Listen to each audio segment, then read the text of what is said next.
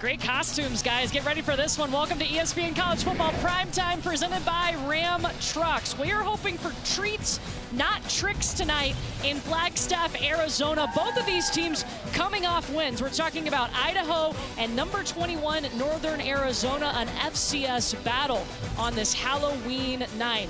Prime tailgating weather outside, inside the walk-up Sky Dome.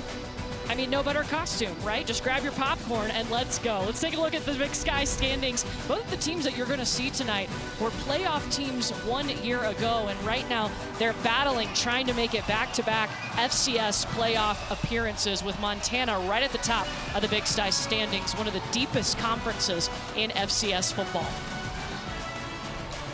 Let's go. Happy Halloween, everybody. Courtney Lau alongside All-American running back Rini Angolia. And you talk about the playoffs. That's what these two teams are looking for. What are scenarios for these two? Yeah, so for Idaho, no at-large team last year made the playoffs with 5 losses. That's where Idaho said you can't think about that, though. You got to win tonight and just win out and just get in the conversation. For Northern Arizona, 8-4 got them in last year, so if they can finish this season winning 3 of their last 4, they're in as well. Yeah, let's talk about this NAU team, and both teams have versatile playmakers. Yeah. For NAU, Colby Katzis, you've got to watch out for number 11. Love him. He's a threat in many ways. Vertical threat because of his speed. They will stretch the field with him. Will get in the slot, can make catches across the middle, and they use him in the jet sweep game a lot. They give him that little pop pass so it goes down as a reception. He had 8 touches last week. I think tonight probably 12 to 15 is what we're going to see with Katzis, but the offense has to go through him tonight. He's dynamic. Yeah, you have got to know where he is on the field at all times if you are playing this NAU team. Well, the versatile playmaker on the other side for Idaho, it's somebody that Rini has not shut up about all week, Elijah Cummings. Whenever we can highlight running backs, I love it. They call him Turbo. He's about 5'9", 185. It's like that perfect size. Great quickness, acceleration. He's an every down back. He's got exceptional hands out of the backfield. Caught 4 receptions for 100 yards last week. Talking about touches with Katzis, same thing with Cummings. Had 12 last week. He's got to be in about that 15 to 18 range tonight, but he's a game breaker, can take it the distance. The hardest thing in football court is to tackle a really good skilled player in space, and Cummings is one of those guys. We're going to see a lot of Elijah Cummings tonight for Idaho. Yeah, he's got all the moves. His toolkit is giant, and he's ready to make some plays. Has battled injuries this year, but he's healthy and ready to go on this Halloween night. And we are ready for a spooky night in the walk-up Sky Dome here in Flagstaff, Arizona. FCS action on the way. Idaho and Northern Arizona on the way.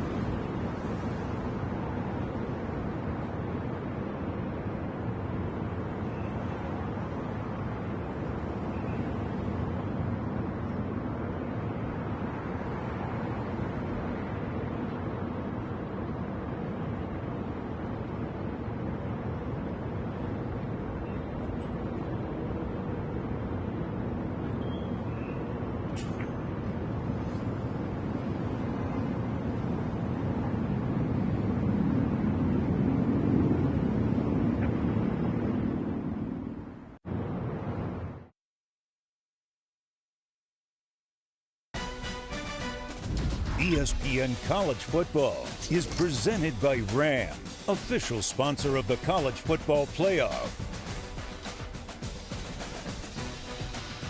Well, 2 nights ago, the Student Athletic Advisory Committee here at NAU held its 3rd annual trick-or-treat. They had over 1,500 parents and kids inside the Sky Dome, but tonight, football is back on the main stage. And these two programs, of course, both made the FCS playoffs last year, and it was actually Idaho who was winning this matchup. They've won the last 2 against Northern Arizona. Yeah, and then, of course, Jason Eck leaves, takes that New Mexico job. That's just part of the business, right? You're going to lose coaches, you're going to lose players, and but Coach Thomas Ford comes back home. He was the running back coach here, and they'll get it going again here for sure.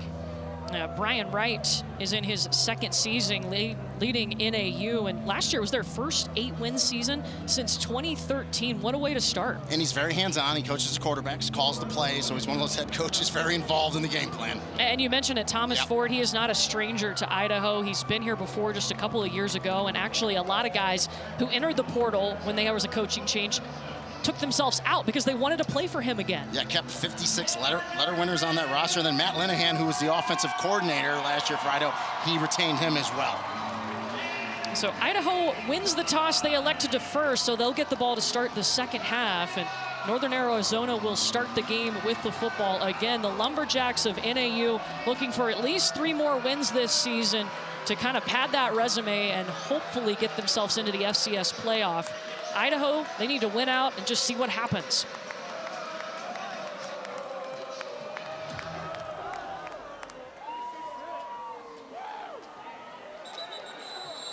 And this one booted into the end zone, and that'll be a touchback. So Ty Pennington, he's one of the captains for Northern Arizona. He is their quarterback. He's the highest graded quarterback in the Big Sky Conference. Yeah, he's a true dual threat. He's a bigger, stronger quarterback, 6'2", 210, 215. He'll do quarterback power, some zone read. Has a very nice arm, can throw it as well. He is 10th in FCS in passing yards, total passing yards on the season, 4th in the conference in touchdowns. Coach Roy talked about his decision making, how quick he processes the game. That really is what sets him apart at that quarterback position. He's got Seth Cromwell in the backfield with him. And Cromwell gets the first touch of the game for NAU, falls down around the 30-yard line, a pickup of 5. And Cromwell's another back on film, watching him. Boy, very excited getting to watch him tonight. 5'10", 215, good power, and they're going to go with a little pace here on offense, a little tempo. Back-to-back touches for Cromwell, and a big hole across the 50-yard line, forced out at the 45-yard line by Hayden John. Yeah, Cromwell's an old-school back to me, the way he runs. Watch the stiff arm at the end. I love the use. Good blocking up front, a little inside zone. Has the ball in the outside hand, the proper hand. That frees that inside hand, that right hand, the stiff arm. The defender coming up trying to tackle him, Hayden John. It's a 25-yard pickup, 3 carries in a row to start this game for Cromwell. To the 40 he goes. And so Northern Arizona has 3 backs they're going to put it. Yeah, Gossett, Hubbard, and Cromwell. And on my notes, I had Gossett and Hubbard as the power back. But man, watching Cromwell on tape, he's a power back as well with good speed in there. So they're gonna send 3 really good backs at Idaho's defense tonight. Again, you see Brian Wright, the head coach. He is the play caller. And Cromwell, by the way, 3rd in the Big Sky in rushing touchdowns. He's had the first 3 carries to start the game. He'll flip to the other side of Ty Pennington. Pennington pulls it and throws and misfires. Jeter Purdy kind of in range, but only near target, the pass incomplete. Yeah, he definitely looked like he was going to the young tight end, just a little miscommunication there on the route. So 3rd down on the way.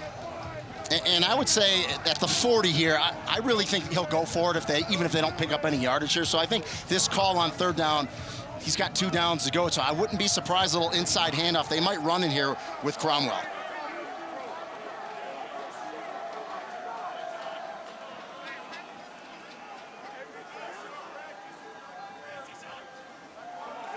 Pennington to throw.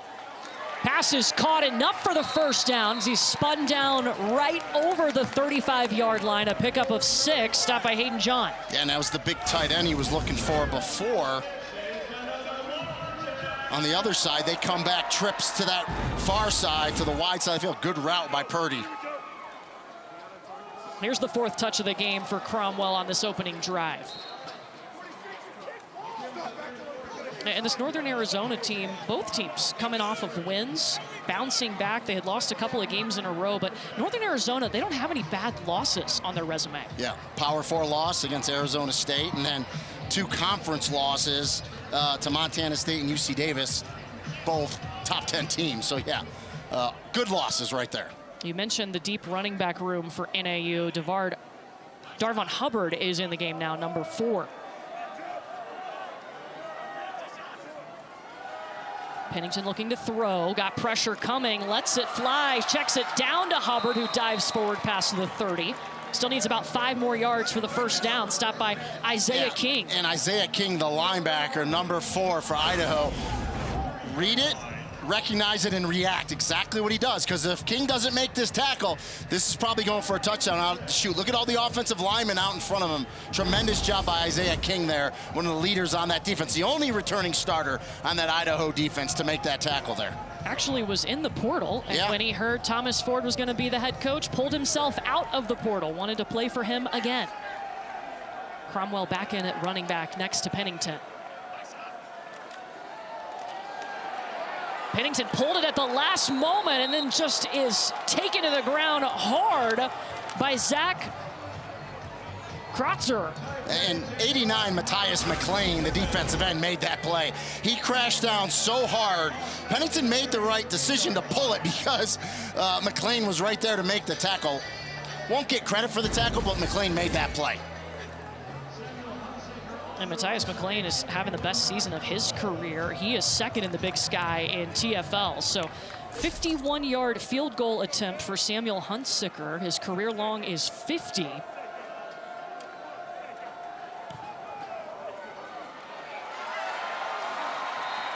And it's no good. So the opening drive for NAU, no points coming out of it. Yeah, that hurts. They moved the ball well. Give that Idaho defense credit.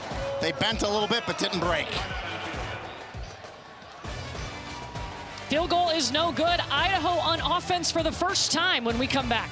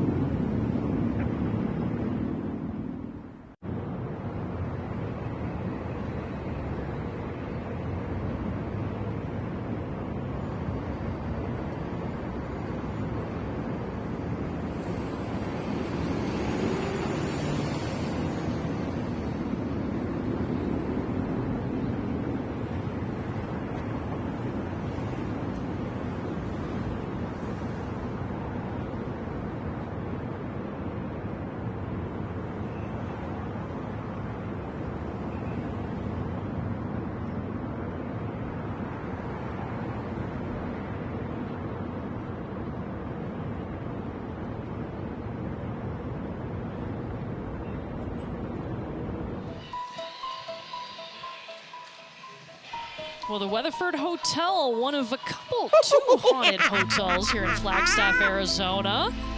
Ooh, They say that a woman has been seen floating around one of the ballrooms. Apparently, there was a couple honeymooning that was murdered in the 1930s. They see them sometimes. Fortunately, Disney Global Travel did not put us at that hotel. I thought it was just for Halloween, and you're like, no, people stay there. I'm like, yeah, no, thank you.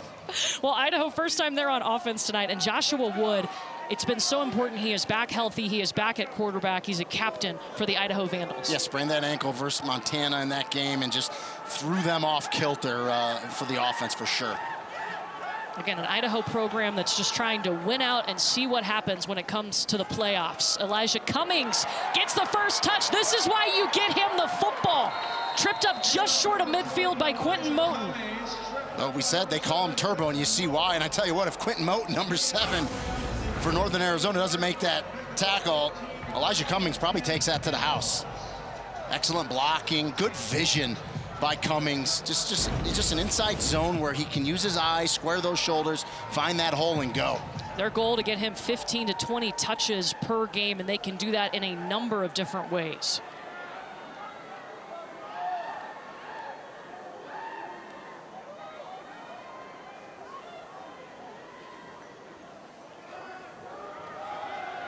Cummings. Look at how he hits the hole and spins around the 45-yard line, 3 yards short.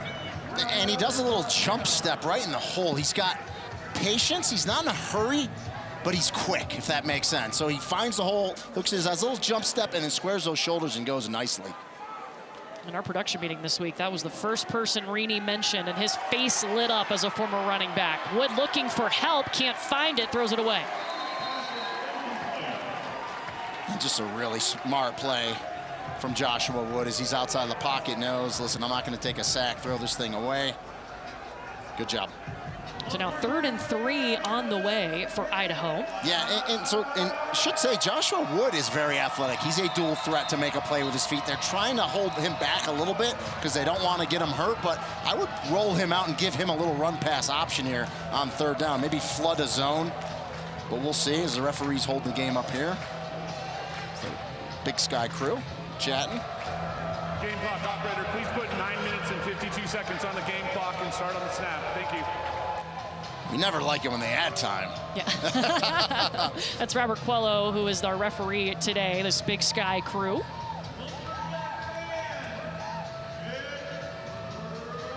But yeah, getting back to what you had asked, I think use Joshua Wood's feet as an attribute here, but we'll see what they do.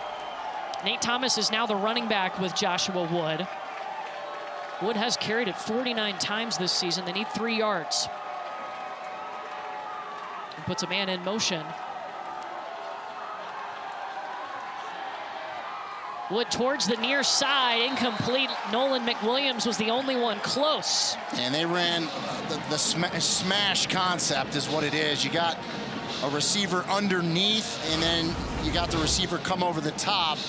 So you have a high-low, but it was really good coverage. You see receiver underneath in the flat, receiver on top, but just tremendous recognition by Northern Arizona defensively. Good coverage, just nowhere for Joshua Wood to go with the ball. So LJ Harm, who is a left-footed punter, on to punt for Idaho with Isaiah Eastman back, as neither team getting points on their opening drive.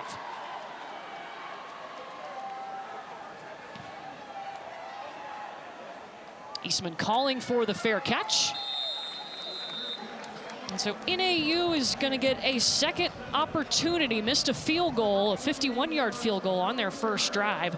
This Northern Arizona team, last year, such a great season for them. Their first one under Brian Wright. Their first 8-win season since 2013, and they got off to a fast start at 4-1. Yeah, and they're in a good position right here. We talked about it in the open and also talked about their losses. So you might look and say, oh, they're 5-3, but you can't really have 3 better losses in the FCS, and the committee definitely looks at that. But again, you got to finish this season out strong here, and you got to take it 1 week at a time. So this is an important game for both these programs tonight. Yeah, their losses to Arizona State and then ranked Montana State and UC Davis, who are both top 6 teams at the time. Ty Pennington hands it off to Seth Cromwell, who was productive on the first drive. That's a big run, steps out around the 25. And then left side of that offensive line, 72, Ethan Kramer is one of the captains. He's old school, he's tough. Excellent blocking there. I think, my 53-year-old body could have got a couple yards through that hole. I'd like to see that. Pennington lets it fly, and the pass caught for the first down inside the 40. On his knees was Isaiah Eastman, a pickup of 14. Yeah, and Eastman just zone coverage on the back end there by Idaho. Eastman just finds the soft spot. Pennington puts it right on him.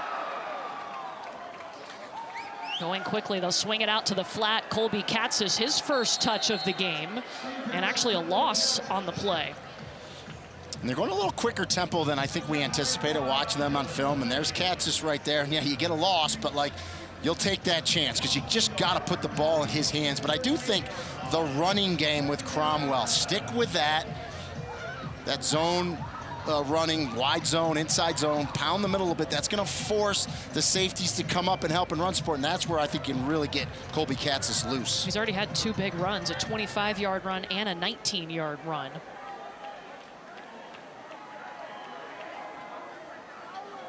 Katzis in motion, they give it to him. Turning the corner.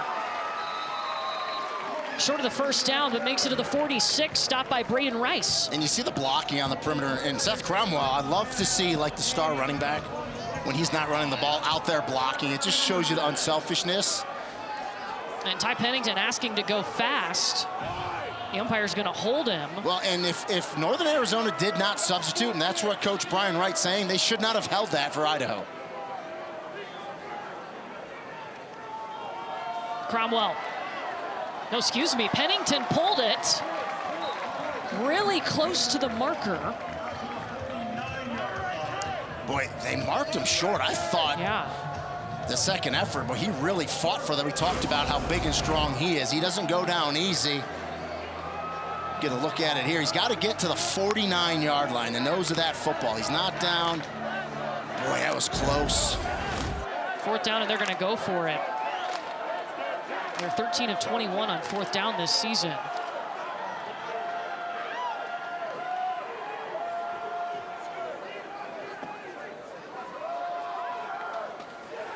Pennington keeper. That's enough to move it. I'm a little surprised, though. Replay didn't stop it. And replay looks at every play. Surprised they didn't take a little closer look at that one because it was 4th down, but no harm, no foul. Pennington keeps it. Keeps the drive alive. Yeah, this is a team, Brian Wright will be very aggressive on 4th down. They use analytics. They rely heavily on that. And so now NAU at midfield. Remember, missed a 51-yard field goal on their first drive.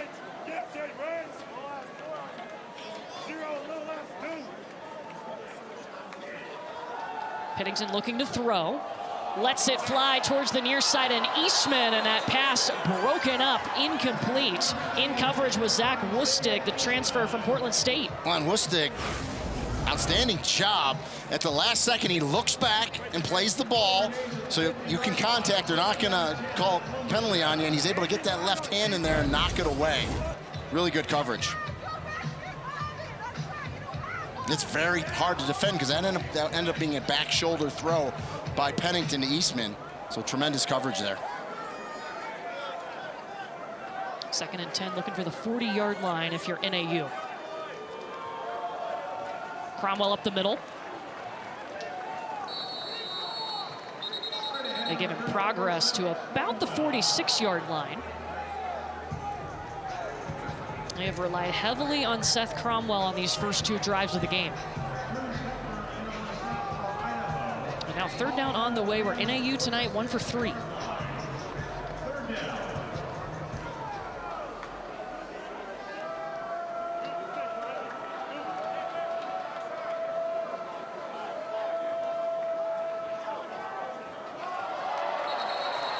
And some movement. Flags out. Well, it should be on Matthias McLean, 89, because he caused the right tackle to move. It's a point of emphasis this year. 89 to the defense, causing reaction. It's a 5-yard penalty.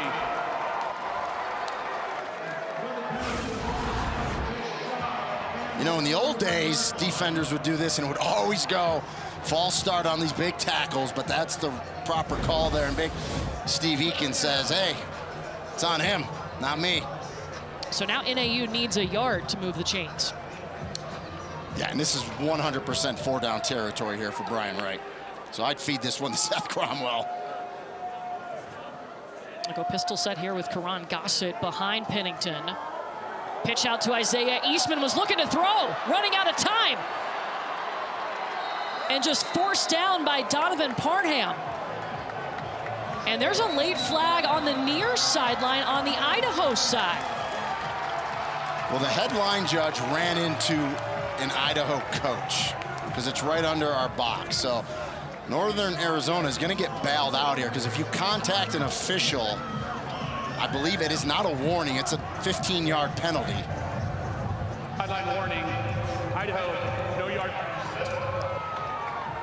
So dodged a bullet there for Idaho. But for me, for Northern Arizona, it's like a little too cute, right? I mean, you're third and short, and we're like, oh, they're going to go for it. Instead, they try to run that little reverse, and it looked like Eastman was going to throw the ball. You lose all that yardage, and now you have to punt it now. Pitch out to Isaiah. Take a look at it, in the all-22, and just great recognition by Idaho defensively. But you've been running it so well, Court. So, yeah, that one's a little baffling to me. Well, Ben DeQuilla punting, Nolan McWilliams back for Idaho. And lets this one go into the end zone. So 2 drives end with no points for NAU. Idaho's second turn when we come back to Flagstaff.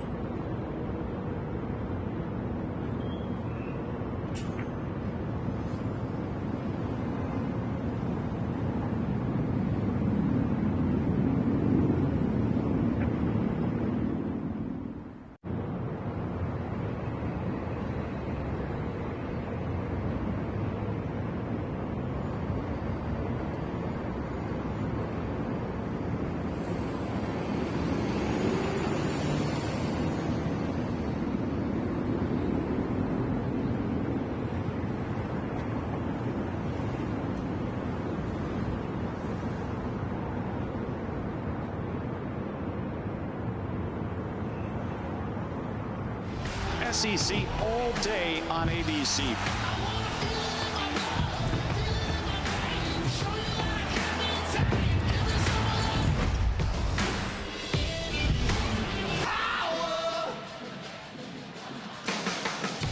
Pretty solid lineup tomorrow on ABC, and that Oklahoma-Tennessee game, always interesting. We love a good outside storyline, right? So Josh Heupel facing his old team again. Yes. They played last year. And you just look at the percentages, right, with a win, with a loss, how important these games are for these two teams. So there's a bunch of teams in this predicament. How good has Joey Aguilar been for Tennessee this year? Yeah, that's great. We got to see him a couple of times, obviously long career at App State, yes. Interesting path to Tennessee, but The Vols will take it. Back here in Flagstaff, Arizona, Courtney Lyle and Rini and Golia with you. Idaho on its second drive didn't get any points out of its first. Nobody scored in this one, obviously. And there's Elijah Cummings, who is their big-time playmaker, stopped by Quentin Moten.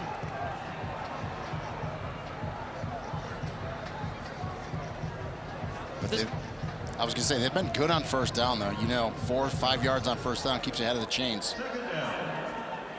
Joshua Wood, the dual threat quarterback, dropping back, looking to throw, directing traffic, evades a tackle,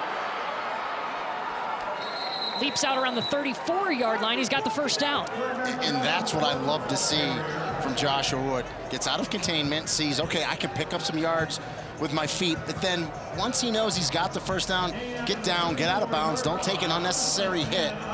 It's a good job. And that's something they've been worried about because he's missed a couple of games with an injury. They are okay with him running. They've taken out some of those designed runs to take some hits off of him. And you talked about when he got hurt. I think they've played 5 quarterbacks as Idaho this season, so definitely don't want to lose Joshua Wood. He's very important to this offense. Nate Thomas lines up behind Wood in this pistol set. Thomas's touch. Tripped up. I don't think he gained anything on the play. Michael Hurst got there. And Hurst is a free safety, number 2 for Northern Arizona. I mean, he comes up and will hit you in run support. I love to see safeties like that. One of the best tacklers on that defense. Spent 3 seasons at Portland State and now in his first season with NAU. I mean, you're from Southern California, you better be able to hit, right? Tough. Big family, too. 3 sisters, 1 brother in the Hurst family. 2nd and 10.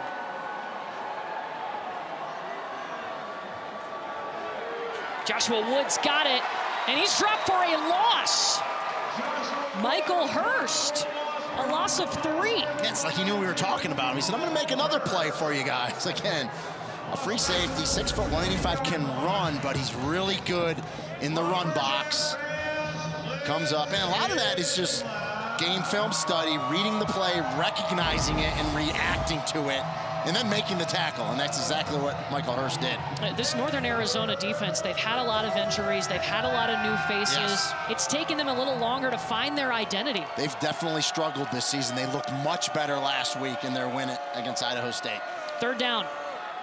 Wood looking to pass. He does, right over the middle of the field, overshoots Nolan McWilliams, and 4th down coming. In that time, defensive coordinator Adam Clark sent some blitzes there. Good job by Idaho to pick him up. It's man-to-man coverage on the back end, and thinking, you know, the receiver, McWilliams, broke that route off just a little bit. Joshua Wood thought he was going to go a little deeper with it with no safety in the middle because it's man-to-man, and just a little out of sync there. Goes incomplete. And they told us to keep an eye on Nolan McWilliams because that wide receiver room is a bit thin today. No Tony Harsty, he's still out, and then Emerson Cortez Menjivar is out for this game. Oh, blocked! NAU's got it into the end zone for the touchdown!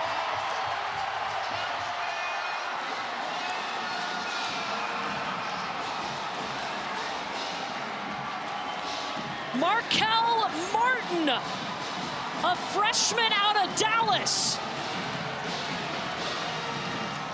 Court, not only did he block it, he took the ball off the foot of the punter. Ball never hit the ground.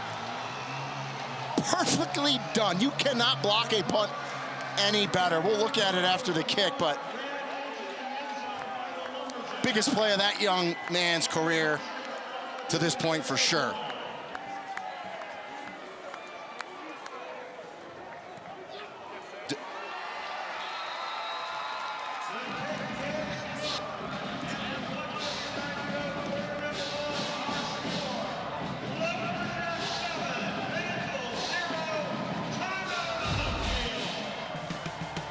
Young man, he's right here.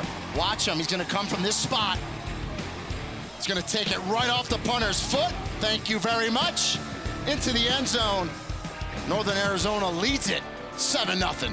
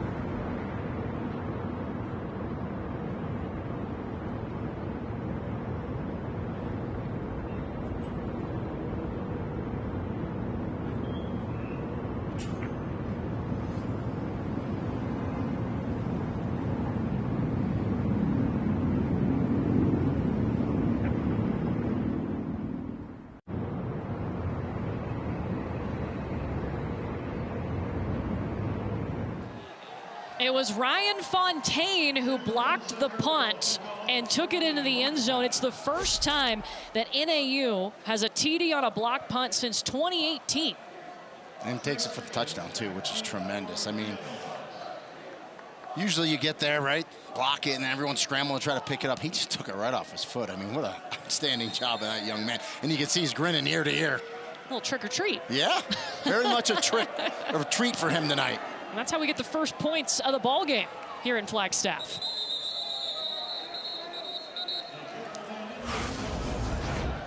He just swiped this out of midair, Ryan Fontaine. He's right here. Watch the get off he gets, and he's going to take it right off the foot of the punter. Beautiful.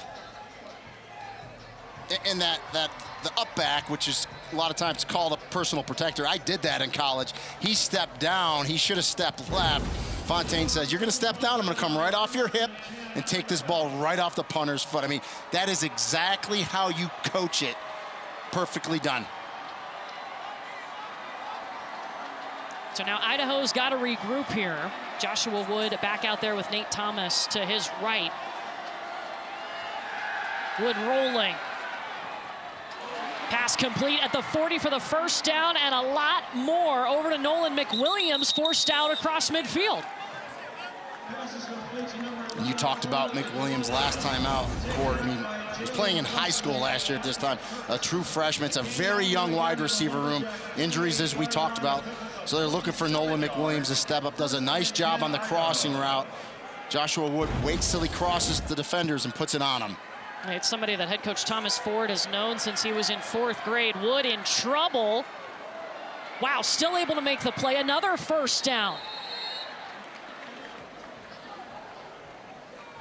Chance Bogan, the tight end, makes the catch at the 30.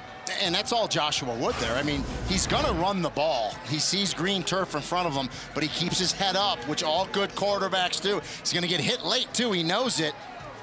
Not a lot, but enough that we've seen penalties thrown for that. But, you know, that peripheral vision from Joshua Wood to see Chance Bogan, his big tight end on the left sideline, to put it on him to pick up that first down. Outstanding play. 5th catch of the season for Chance Bogan.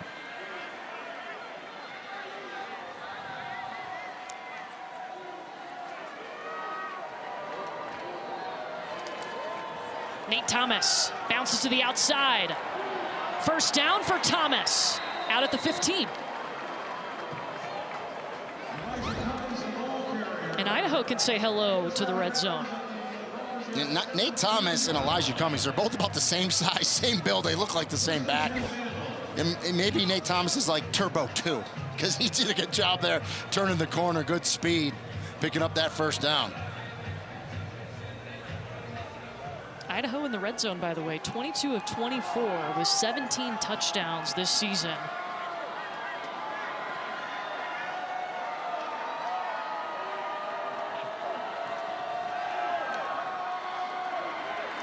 Wood throwing. Catch is made at the 15 by Marquand McCraney. And let's remember, the red zone defense for Northern Arizona has been their bugaboo all year. They hadn't had any stops until last week against against Idaho State, where they got 2 big red zone stops in that game. We'll see if NAU's defense can get a stop here. Idaho trying to respond after NAU blocked a punt and returned it for a touchdown. 1 quarter in the books here in Flagstaff.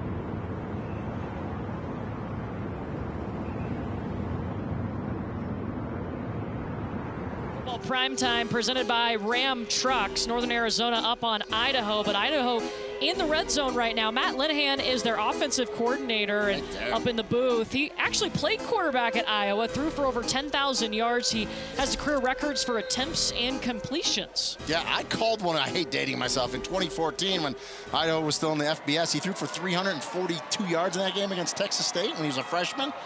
Tremendous career at Idaho for Matt Linehan. Well, he's going to like how his quarterback is doing on this drive. Joshua Wood, 3 for 3 for 47 yards. Started the game 0 for 3. Option look, can't pitch it out to Cummings. Got the first down inside the 5. But just a great decision by Joshua Wood. That's just speed option to the right. Brandon Wong, 35 for Northern Arizona, takes the pitch back. Well, there's no one there for quarterback, so good thing Joshua Wood didn't pitch it. Good little fake there, and then turns it up. Ran option. Outstanding right there. He's out of Graham, Washington, started at Fresno State. There are his parents watching on. They like that it's now about a 4-hour commute to Idaho to see him. And don't call him Josh. That's right, Joshua. Mom's orders. Inside the 5. Graves in motion. Wood. 2 yards short. Stopped by Bobby Nivens. So that time they went speed option to the wide side of the field. I actually think if Joshua Wood there would have flipped that ball out, the back could have scored on that one, but Nivens kind of played both and did a nice job there defending that for Northern Arizona. 2nd and goal on the way as they pick up 2 yards here. And so Rocco Koch is in at quarterback. They've used him like a wildcat quarterback, but he did throw a touchdown in their last game. Joshua Wood and Koch in the backfield. They snap it to Koch and he runs. Northern Arizona knew it. Fo Ho Ching, loss of 1. You know, they had big 71 Howard Stedford in their offensive lineman. He goes out. This looked more off tackle. It looked like if Rocco Koch followed his big lineman 71 with that kickout block, he scores off his tail. Instead, Koch kind of puts it up inside. Northern Arizona defends it. I think that was kind of a misread on the run by Koch. This will be the 8th play of the drive. Koch out, Joshua Wood back in. He's got Elijah Cummings with him. 2 wide receivers at the top of your screen. And I think Brian Wright was running down to call a timeout. Yes, Northern Arizona timeout.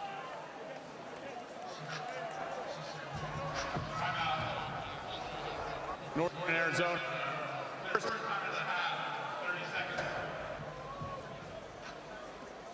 So now Idaho's got a 3rd and goal coming up. What are you thinking here? Listen, they have a really good offensive line, too, right in the middle. Nate Azzopardi, 74.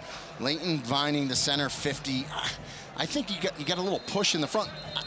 The Rocco Koch call, I like with Rocco Koch in there as that running type quarterback. You just got to kind of run where your blockers are going. But it'll be interesting here because Joshua Wood has made some nice plays with his feet. So I'm always, and you'll hear me say, give the quarterback run pass options. I don't necessarily mean run an RPO scheme, but put him out where he's got receivers in the flat on the top, and then if it breaks down, he can make a play with his feet. Here comes the 8th play of the drive. Nate Thomas is the running back. Wide open, touchdown, Idaho. Ryan Jesiaro, the redshirt freshman out of Arizona, back in his home state.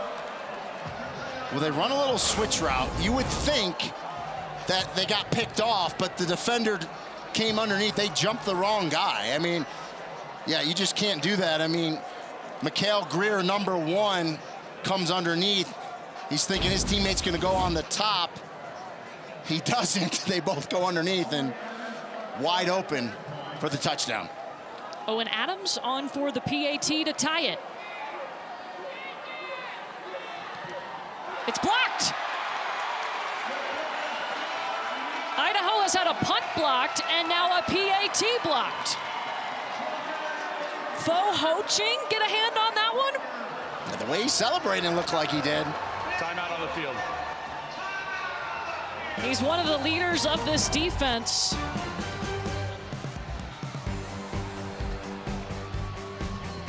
Jerezio in the corner, wide open. Touchdown, but they can't pay it off with the extra point as it's blocked by Fo Ho Ting.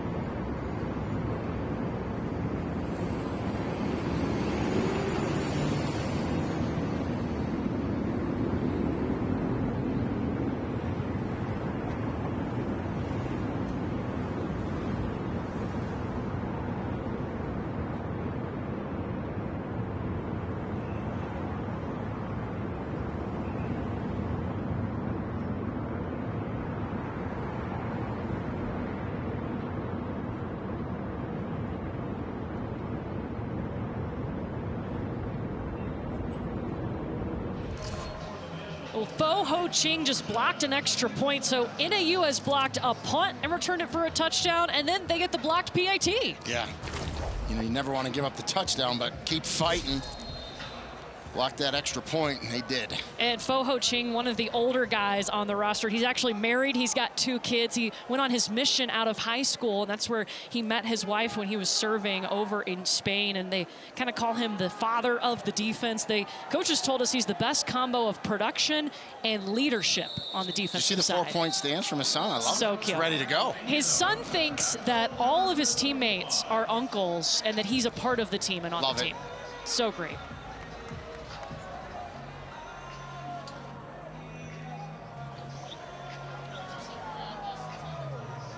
He's at his 3rd different college, but has found a home here and fallen into that leadership role. And him and his wife have talked about how this community has supported them and the NAU family has supported them.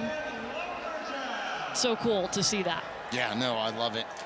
And he's, you know, a leader of the team, really, because he's so mature and he's been through so much. Players look up to him. Ty Pennington back on the field to lead NAU. Pass complete, first down accomplished past the 40, rolling around to about the 44-yard line as Jason Raines. And they like Raines, good size, 6'4", 215. He's long, he's a matchup problem, can run well. Nice job finding the zone there. NAU doesn't have an offensive touchdown. Remember, it was that punt blocked return for a touchdown.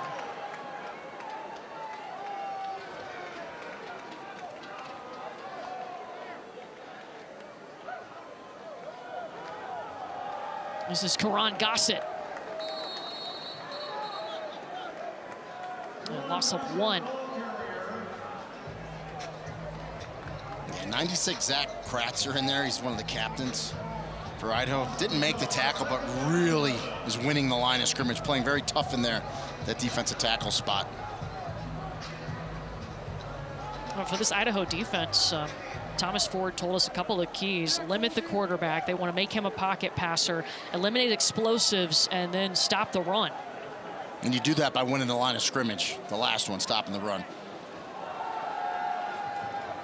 Pennington to the air, deep down the field, overshoots his target. Was looking for Seth Curry, Braden Rice in coverage. Yeah, just good coverage there. Secondary. So 3rd and 11 on the way. NAU today, 1 for 4 on 3rd down. And we'll see if Court Dennison, the defensive coordinator for Idaho, dials up some pressure if they drop 8 here, 3rd and long.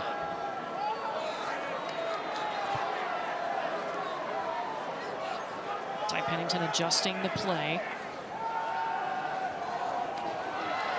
Pass complete, but well short of what they needed. Marked at the 49-yard line where Joey Stout caught it. And exactly what they did. They simulated blitz there. You saw 5, 6 guys at the line of scrimmage, and they dropped 8, rushed 3. And what that did was it forced Pennington to find that receiver underneath. Couldn't pick up the 1st down. They make the tackle, and it's exactly what Idaho wanted to do. Show him something, and then give him something different at the snap. They did that. He completed the pass, but they made the tackle. So that was well defended there by Idaho. Little chess match there between coordinators. So NAU sends out the punt team, Ben DeQuilla, with Nolan McWilliams back for Idaho. They fake it. Did not get it. Stopped by Idaho. The ruling on the field is the ball carrier was short of the line of the game. Turnover on down is 1st down. And it was Trenton Fisher for Idaho that made that tackle. If he doesn't make that shoestring tackle, they pick up the 1st down. Excellent field position on the other side for Idaho.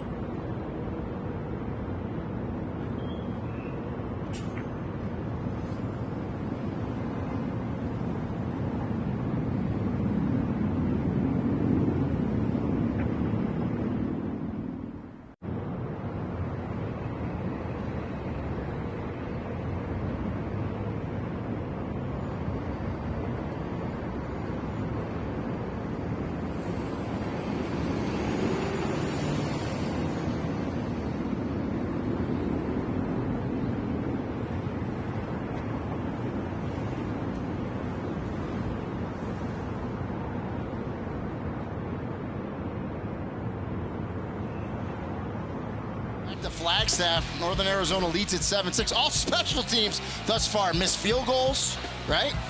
Why not? How about a block punt? We'll take it off the punter's foot, score a touchdown.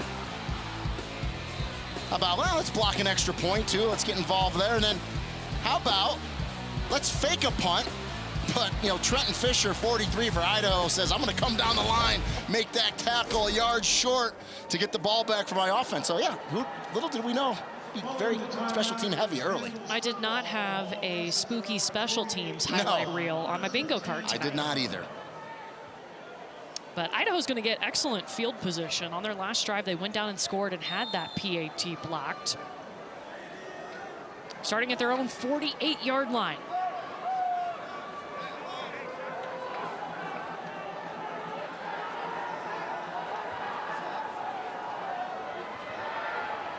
Wood tosses it out to McWilliams.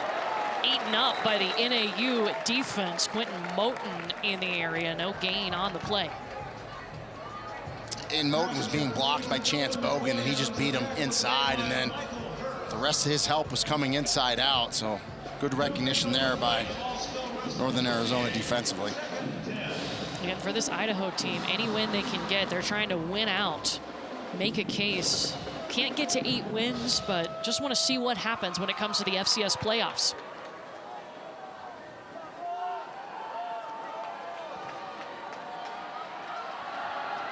Wood in trouble. Gotta go, trying to get rid of it and can't. Dropped inside the 40, a loss of 8. Brandon Wong, who is back from injury, has made a big impact. He's the one that wears the green dot, the coach to player communications. Yeah, and he's gonna come right here. Watch him shoot right up the gap and just nowhere to go for Joshua Wood. He does a really good job. Now right here, throw it away. If I'm Joshua Wood, throw that thing away. He doesn't do it, he holds on and ends up taking the sack. Jaden Latua is able to come over and help Brandon Wong get the quarterback down, and now it's 3rd and a mile. Wood's got to throw it. Near side, can't come back and make the catch. Jeziaro. Yeah, and it's really a good throw by Joshua Wood. It was at the sticks. Jeziaro just couldn't come back enough. The timing was a little off, but that's all set up by the sack the play before and the aggressiveness by Northern Arizona. So new punter in Cameron Pope now is on to punt. We saw LJ Harm punt in the first quarter. Eastman back for NAU.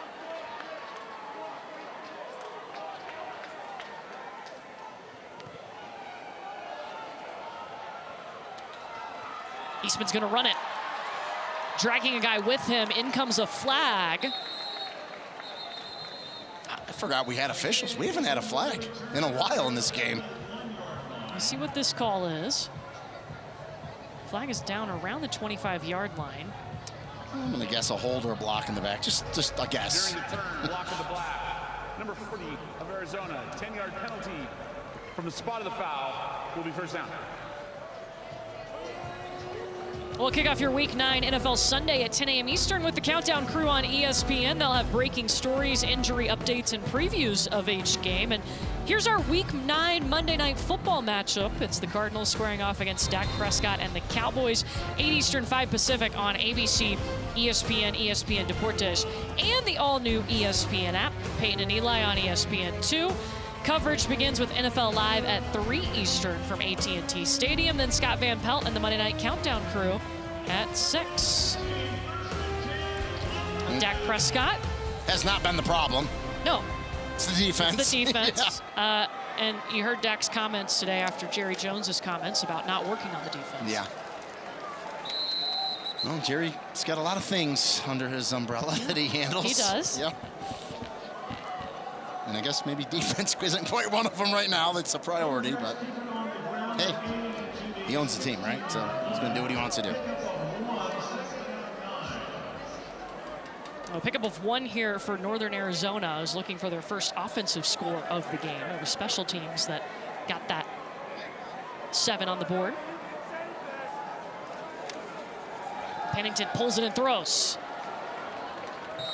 Pass was bobbled, but caught by Isaiah Eastman at the 19-yard line. Pickup of 3. Hayden John with the tackle. You know, we talked in the open about Colby Katzis, and really, I think, what, 1 touch tonight, maybe 2 targets. I mean, you got to try to get him the ball, and I think that's one of the issues. They haven't scored offensively. They've moved the ball up, you know, around midfield a couple times, just can't finish drives off. Katzis has 2 catches, but just 7 yards. They're looking for double-figure catches for him, 10 to 12 touches in this game. Pennington slammed as he let this ball release. The pass is caught about a yard short of the first down, but Pennington was absolutely drilled by Isaiah King. And you got to admire the pressure or the ability for Pennington to stay in there. I mean, he knows he's going to get hit. I mean, Isaiah King is coming right down the barrel, but the route wasn't run far enough to pick up the first down. So once he made the catch, Raines made that catch, he gets tackled immediately, and he's short, and they got a punt. I mean, Idaho is playing some really good football right now. D'Aquila with a nice punt, fielded by Nolan McWilliams. Timeout on the field. Idaho with the ball when we come back to Flagstaff.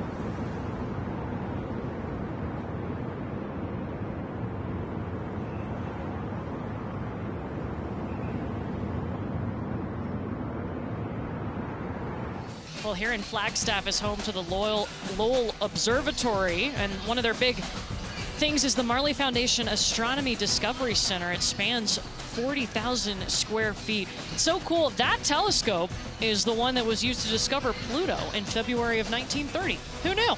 It's impressive. Speaking of space.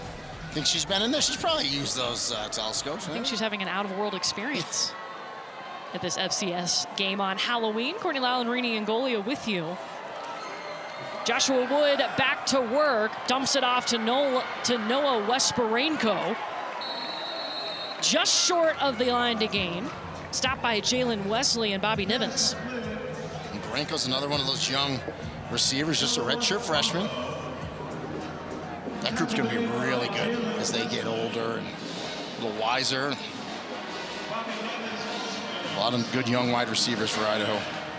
It's a young team. They've got a new head coach in Thomas Ford, who serves as an assistant in a prior stint at Idaho. There's the first down. Caught by chance Bogan and gains even more yardage as he goes to the 44. You know, Bogan's one of those tight ends, 6'3", 235, and can kind of run like a big receiver, but he's a tight end. Thomas Ford. I enjoyed speaking with him last night at the team hotel. Not the play caller, but he did tell us that he's gotten more involved in the offensive game plan over the last few weeks. Remember, they were on a 4-game losing streak before last week in that big win over Portland State, 45-6. Reversed it back the other way to Nolan McWilliams.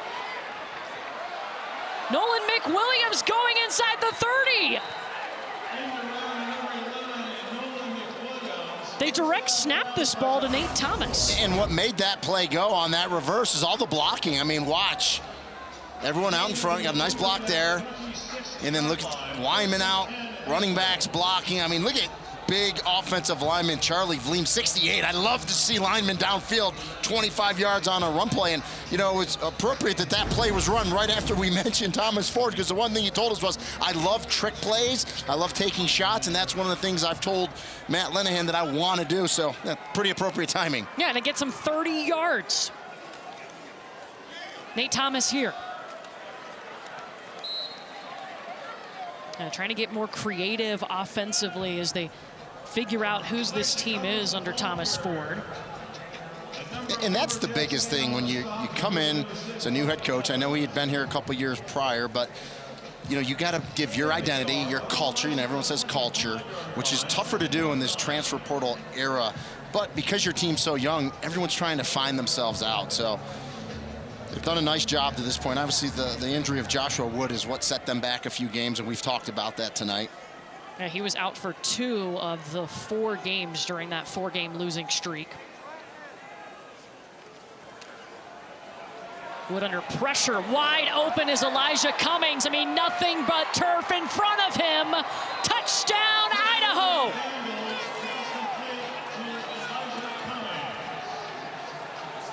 "25 yards for Elijah Cummings."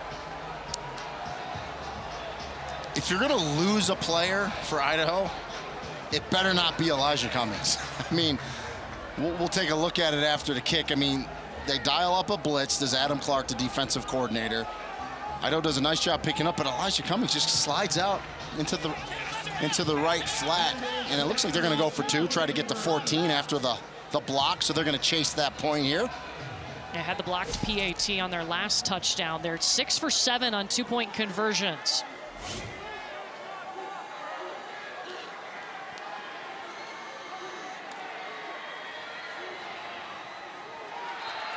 Not this time.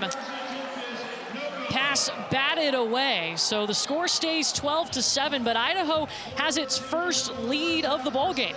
Yeah, trips right there, roll them out, and just can't. You know, sometimes don't chase the point, just kick it. So let's watch Cummings right here. He's just going to slide right out here. He's going to be wide open. No defender goes with him.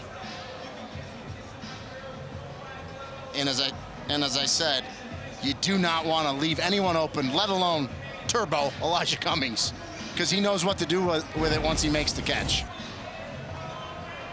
I mean, their goal coming into every game is to get Elijah Cummings the ball as much as possible. Yeah. And they've done a nice job early tonight. You know, going back to the 2-point conversion, I get it, you want to make up that point, but I think it's so early in the game. Just kick it, get the point, right? That's my philosophy. Don't chase that point unless you need to. So we'll watch that and see if those 2 points end up coming back to hurt them later in the game. Owen Forsman to kick off with Colby Katzis back for Northern Arizona.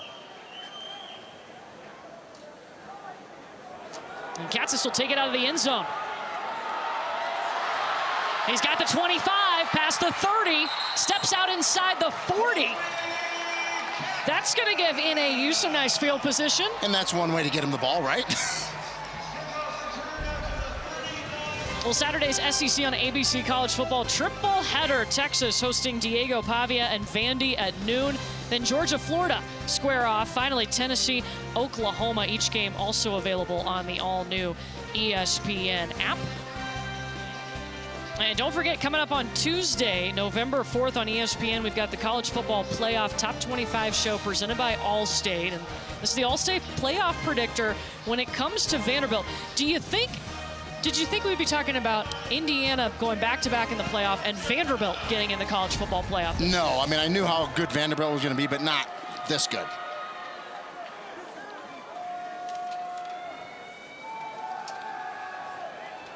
Ty Pennington trying to get Northern Arizona back on top. Pass is complete at the 45-yard line, a pickup of 6 yards for Hayden Doherty. Fans, don't forget to go to ESPN.com/Allstate Playoff Predictor to check out your team's chances to make the college football playoff. I'm excited for that reveal finally. And how important is that game, Vanderbilt, Texas, too? I mean, we talked about absolutely Tennessee, Oklahoma. I mean, they're all big for every team that's fighting to get into the CFP playoff, for sure. Who are you liking in that game, Vanderbilt, Texas? I like Vanderbilt, honestly. Oh, anchor down. They faked the handoff to Cromwell. A pass incomplete to Colby Katzis. Hayden John in coverage. We got the news, too, before this game. Pete Thamel reporting that Arch Manning is going to start and play tomorrow, so that's great news for Texas fans. I thought we'd see Matthew Caldwell, who was actually at Troy last year. I did a game earlier in the year where he played in that game, so thought maybe he was going to get inserted, but, yeah, they cleared Arch, so we'll see.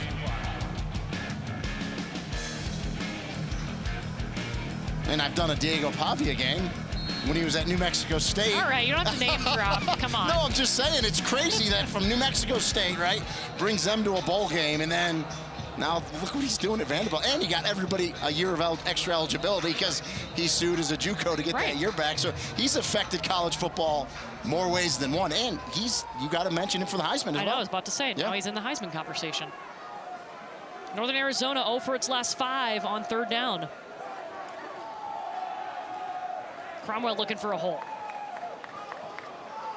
And he's going to be short of what they needed, marked at the 48-yard line. Still on the NAU side of the field. Titus Ringer with the tackle. And I think you go here. This is an attitude play. Northern Arizona, to me, there's like no emotion, right? It just seems like the momentum's with Idaho. I mean, it's a 5-point game, but this is where you got an offensive line, a very experienced offensive line. You got good backs. You'd say, listen, guys, we need 2 yards. Let's move the line of scrimmage, and let's go get it, and let's get some momentum, and let's go put the ball in the end zone. But it all starts right here at 4th down. Well, they've converted once on 4th down tonight. Pennington. I don't think he's going to get it. Idaho's defense just swarmed at and got the stop on 4th down. The ruling on the field is the ball carrier was short of the line to gain. 1st down, Idaho. And he was clearly short. So they go. This is called +1. This is quarterback power. Follow the running back. For whatever reason, that's the second time Koch did it for Idaho. He's not really using his eyes. He needs to keep this play side left. Follow the butt of Seth Cromwell, your lead back. Instead, he brings it backside and gets close, but doesn't get that 1st down. So now Idaho gets to start on the NAU side of the field. Cummings scored a touchdown on their last drive. This is Nate Thomas. Like a wrecking ball through there. And Idaho is not in a hurry here. Getting close to the 2-minute timeout. I mean, in a perfect world for Idaho, they go down, they score. Don't give any time left for Northern Arizona. They'll get the ball to start the second half, the old too. 2 for 1, yep. I mean, it's perfect right now for Idaho, the way this game's going here.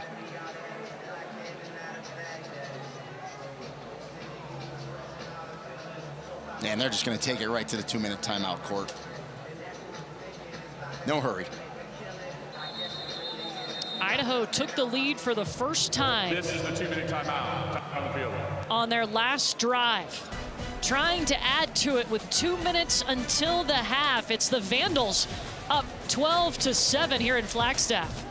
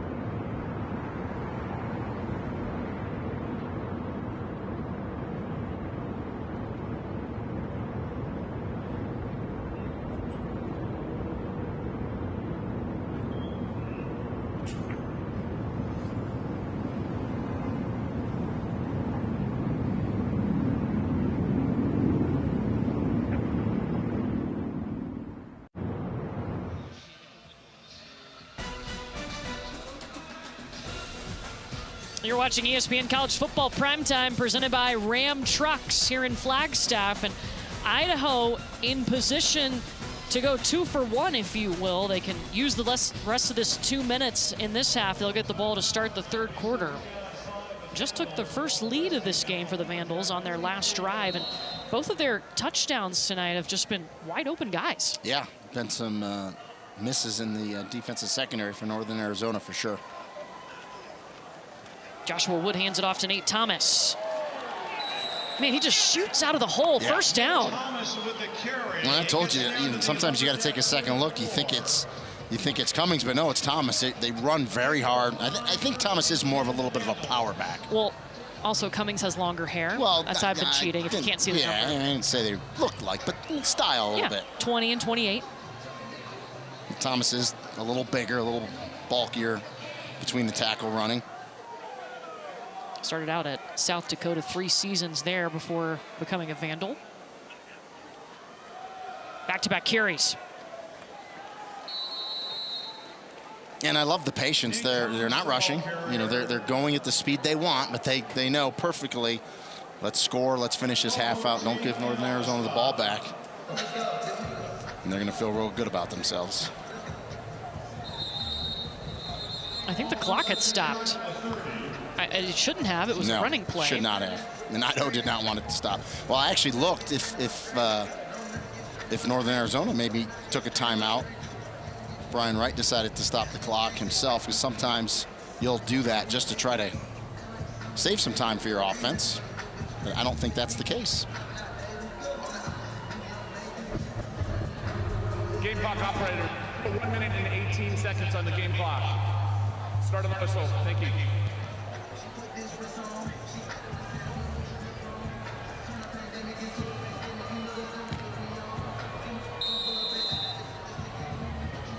Now they'll roll it.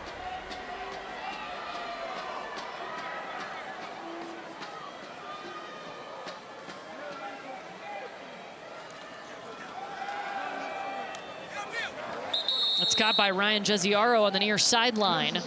Still needs one more yard to move the chains. That's what I was going to say. The only thing Jesiaro did wrong there, nice route, situational awareness, understand where the first down marker is. When you make that out cut, you got to be able to catch the ball when you step out of bounds to already pick up that first down. He did it a yard short. But the route was really good, just needed to be a yard deeper. And how about the throw from Joshua Wood from far hash across? Idaho tonight 1 for 4 on third down.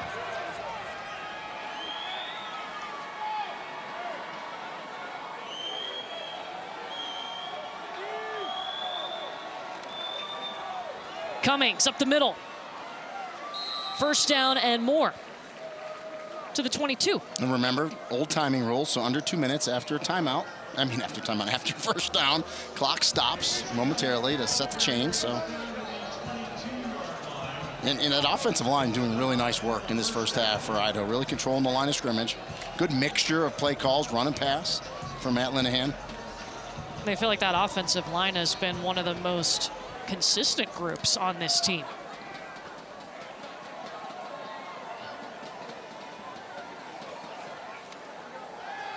Cummings. Man, he's quick. Flipping into the end zone, touchdown. 22-yard scamper for Elijah Cummings, and he's in the end zone for the second time tonight. Yeah, I think quick's an understatement. Yeah. I mean, again, you know, this is why they call him Turbo. I mean, he just presses A button, B button. I don't play video games. Whatever button you press to give you turbo, that's what he does, because he goes through there in a hurry. And just his vision, and it's uncanny because he's got patience, but he does it with quickness and speed, which I love. Outstanding job, young man. He does the little flip into the end zone. Yeah, he's done it a couple times. Yeah, I've seen him do that a few times on film.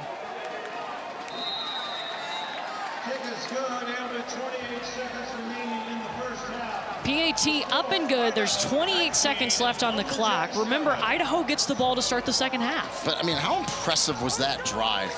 No rush, patience. They did it mostly on the ground, a couple passes, but they stayed with the ground. How many times you see teams kind of panic when you get to that 30-second mark and they just start chucking it around and they have to settle for a field goal? Nope, we're going to stay with the run. We're controlling the line of scrimmage, and Elijah Cummings has been everything plus that we thought he was going to be.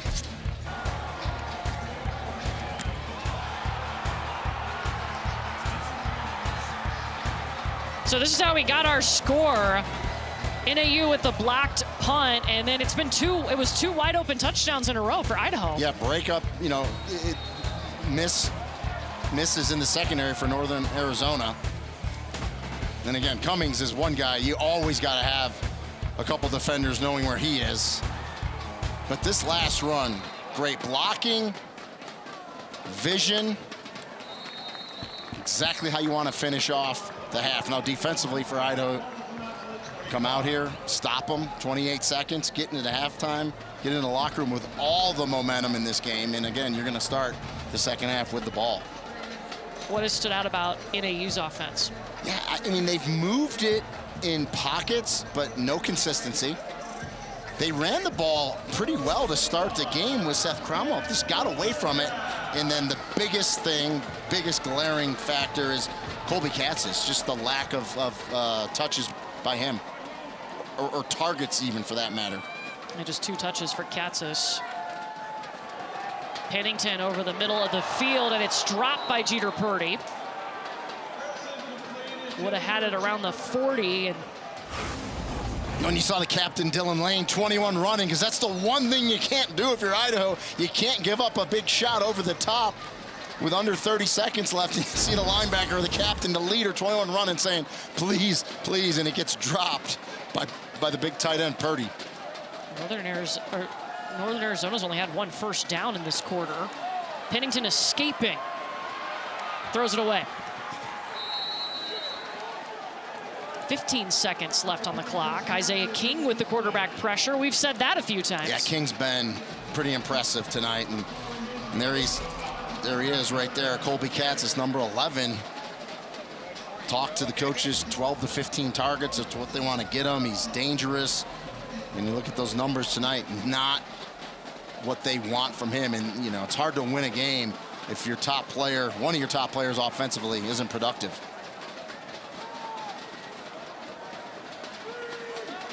Hubbard. Spun down inside the 25-yard line by Dylan Lane. Whether it's been Dylan Lane, Isaiah King, the recognition from the linebackers of the plays that Northern Arizona is running has been exceptional. So what that tells me is they do a good job with film study. They know what they're going to do, but it's one thing to know it, recognize it, but then you got to react and make the play. And they've done that, especially on screen plays today. They've made really nice tackles. So, you know, Idaho defensively, to me, playing lights out. And again, we talked about it. I mean, they're pitching a shutout because Northern Arizona's touchdown from a block punt and special teams.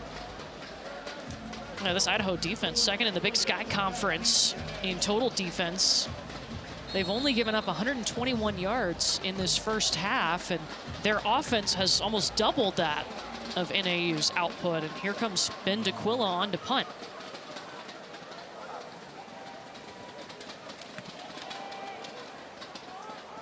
McWilliams fair catches.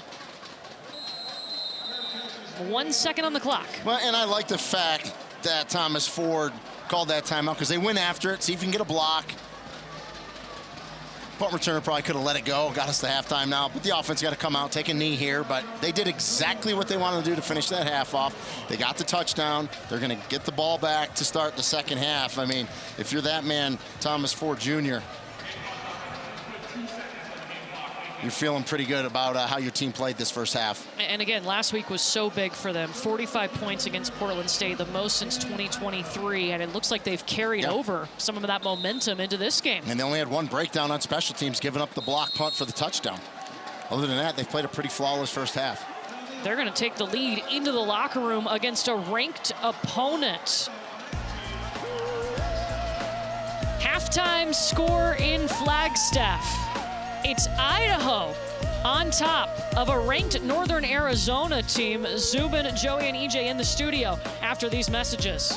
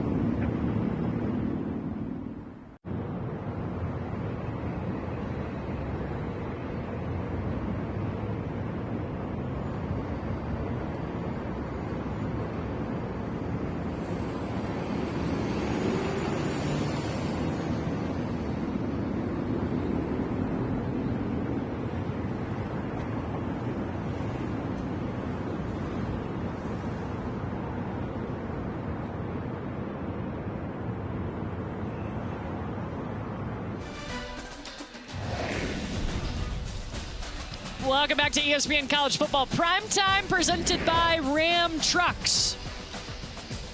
In Flagstaff, Arizona tonight, might be surprised by this score. It's Idaho up at the half over a ranked Northern Arizona team who's trying to make the FCS playoffs. Back inside the walk-up Sky Dome, Courtney Lau and Rini Angolia with you. Are you surprised by this halftime score? I am a little bit. I mean, Northern Arizona just looked flat to me in the first half, so we'll see how they come out in the second half. But Idaho played outstanding. And we knew you had circled Elijah Cummings. Has he lived up to the hype for you? Absolutely, and then some.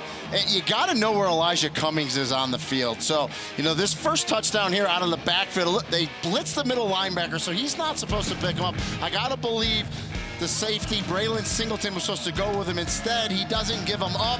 No one goes with him. Michael Hurst tries to catch him from the other side of the field. It's not going to happen. An easy score. And then this is just wide zone. Excellent blocking by that offensive line of Idaho. And then give it to your good back. Let him find the seam, square those shoulders, and go. Just outstanding play by Elijah Cummings. An outstanding offensive line play for Idaho. Cummings has had 4 touchdowns over their last 2 games. And Idaho will get the ball to start the second half. Such an interesting first half. At one point, Rini, we had a highlight reel full of special teams plays because the only way that NAU has scored is a blocked punt for a touchdown. Yeah, so I mean, for Idaho defensively, you're pitching a shutout because that's it. You said it's just the special team score for Northern Arizona. So, you know, if you're head coach Thomas Ford, pretty happy with how your team played in that first half. You're more than kind of happy. You're thrilled. Again, NAU was looking to win 3 of its last 4 games at least to pad its case for the FCS playoffs. Idaho, it's going to be a long shot for them to make the playoffs. Elijah Cummings gets the first touch of the second half. It's an explosive play as he tumbles across midfield. You know, we were looking at his numbers in the first half. 52 yards rushing, 1 reception for 25 yards and a touchdown, and I'm thinking, that's pretty good. Well, start the second half out. Said, I'm going to get those numbers going up a little bit. I mean, look at the size of that hole. He's got a 28-yard pickup, his longest run of the game. And Nate Azzopardi, number 74, the leader, the left guard of that offensive line, captain and leader. They always seem to run where Big Nate is.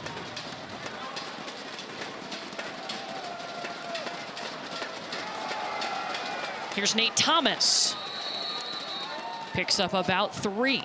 And so, you know, you take Elijah Cummings out, that kind of the speed and the quickness.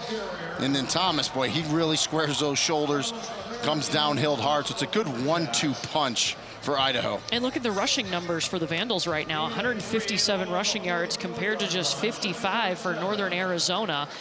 I want to ask you, for this Northern Arizona defense, they don't have Travis Arena, one of their linebackers, tonight. He's out with an injury. How much of an impact is that? Huge, because he's the leading tackler. So when you lose a tackling machine like Travis Arena, that really hurts you. Joshua Wood throws it up to Davion Superales, who actually was Wood's backup quarterback in high school. He's never played wide receiver until this year. Yeah, and nice little route there on the tunnel screen. And that's what you can do when you win the line of scrimmage. You're winning the run game. It opens up other elements of your offense where you can just be wide open. Little tunnel screen there, nice pickup. Hopefully Superales is okay, limping off there.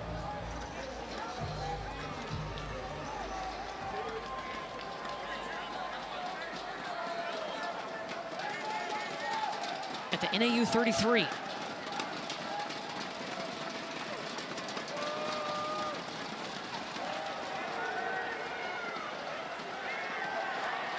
Wood evading a tackle, jumps forward to about the 29-yard line. I mean, he gained an extra 3 or 4 yards.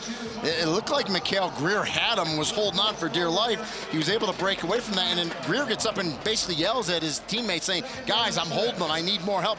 Get Hats to the ball. They don't do it. He's able to break through there and pick up another 3 or 4 yards. Joshua Wood is a dual threat guy. They've been trying to limit his designed runs to take some hits off of him because he missed 2 games with an injury. returned in their last game, which was a win over Portland State. Cummings with the spin. Just showing off his quickness and his fast feet. And that's what really good backs do. Listen, it was about a 2-yard run, but it probably should have been a 3-yard loss.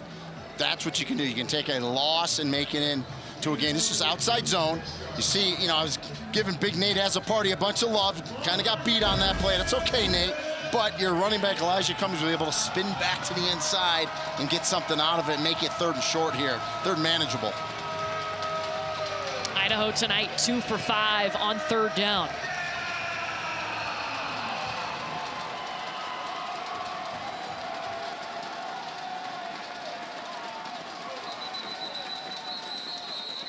They're to come in and stop this play as Northern Arizona calls a timeout before the snap.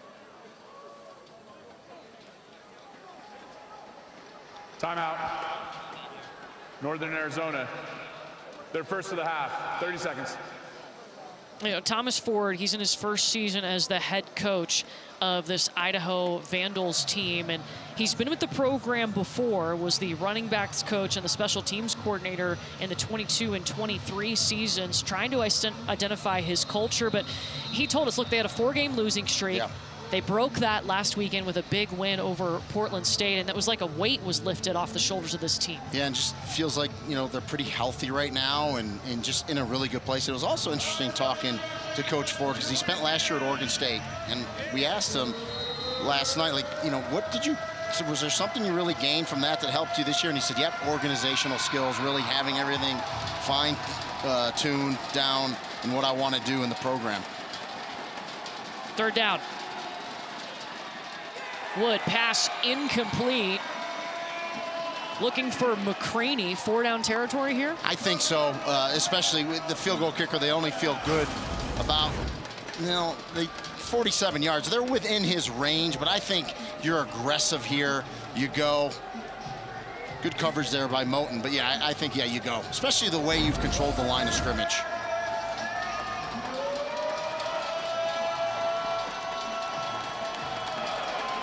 Idaho was able to score a touchdown right before the half. Looking to back that up with a score on its opening drive of the 3rd quarter. Wood with pressure. 2 guys chasing him. Still looking for help. Throws it downfield and the pass incomplete. NAU's defense with a 4th down stop. Bobby Nivens applying some pressure on Joshua Wood. What a play by Joshua Wood just to escape in the first place. Once he got back to his wide side of the field, I'm thinking Joshua Wood's going to keep this, run it for the 1st down. Instead, he tries to throw it. It goes incomplete. A huge stop for Northern Arizona. Their ball on the other side when we come back.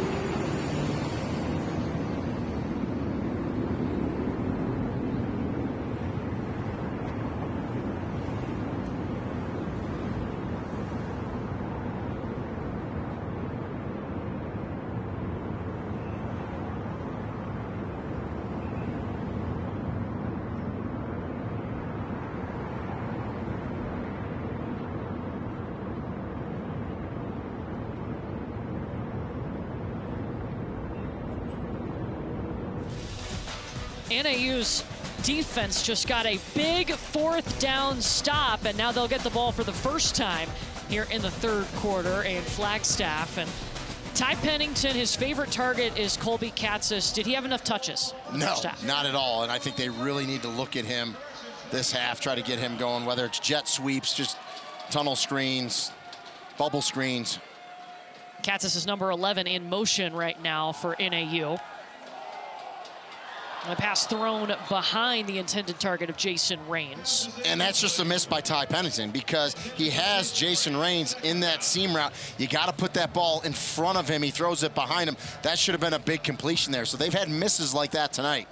And you see Katzis' numbers. He hasn't had a catch since the 9:42 mark in the 1st quarter. Seth Cromwell, monster hole, 1st down. Hard hit, spun down at midfield. They started the game giving Cromwell the football and had success. And 19 for Idaho. Braden Rice is not going to like this when he sees it on film. He just gets run over by Seth Cromwell. So yeah, if you can't get Katzis going, stick with Cromwell because they started the game with this. I love lowering the shoulder. There's no rule that says the offensive player can't deliver the blow, and Seth Cromwell just showed you how to deliver a blow with the ball in your hand. Reeney's about to jump out of the booth. That's how you former running that's back. how you finish a run. At midfield. Looking for Purdy, leaping in the air inside the 15. Excuse me, inside the 25. And that time, Ty Pennington didn't miss. Looked like it was going to sail on him a little. Purdy goes up and makes that catch, and they're going to go with tempo here.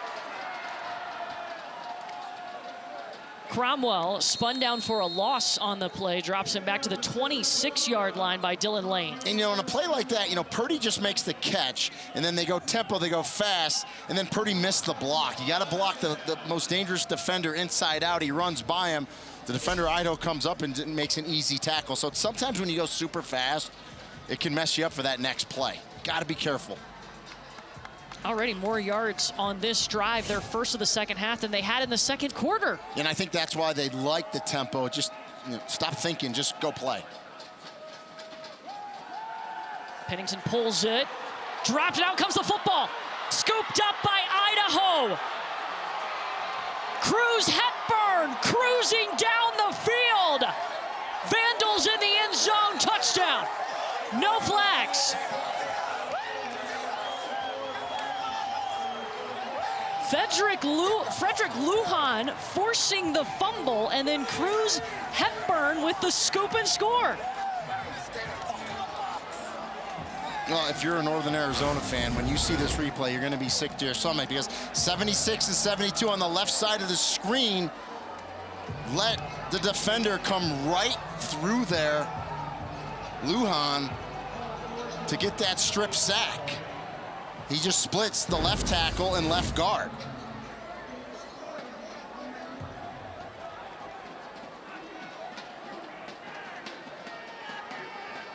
And Cruz Hepburn was originally committed to Idaho in 2022, but then decided to go play baseball at Lewis and Clark State, and now back at Idaho playing football. So let's take a look. Right here, left side of the screen, he's right there is Lujan. Defensive tackle. He just splits the two. Boom. I mean, look at both 76 and Seth Smith, 72. Ethan Kramer, very experienced, a captain. You just can't let that happen. And then Hepburn says, thank you very much. Scoop and score. I mean, you can literally hear a pin drop this Halloween night here in Northern Arizona.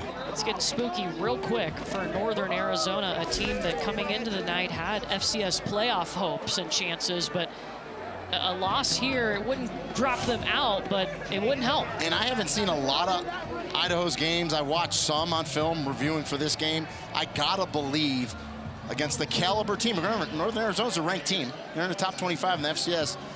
This is the most complete game. To this point, obviously, we're two and almost half quarters in, but Idaho has played outstanding tonight. Idaho has not beaten a ranked team this season. On the other side, NAU has won 13 straight against unranked FCS opponents.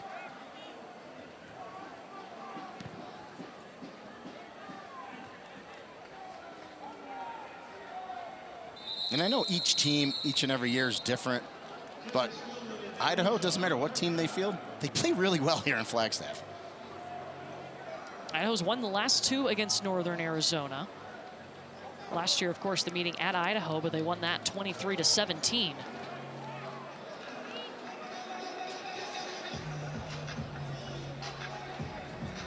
Thomas Ford, when we asked him, what is your culture that you're trying to establish here at Idaho? He said, team, unit, me. You play for the team first, the unit second, and yourselves last. He wants a group that plays together, and he went through that hard stretch, that 4-game losing streak, but he saw this team stay together.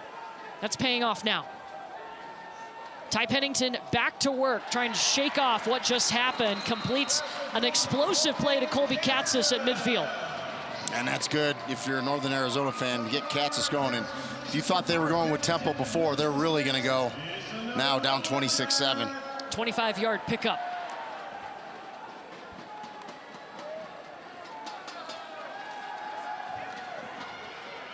Pennington stepping up in the hole, checks it down to Cromwell.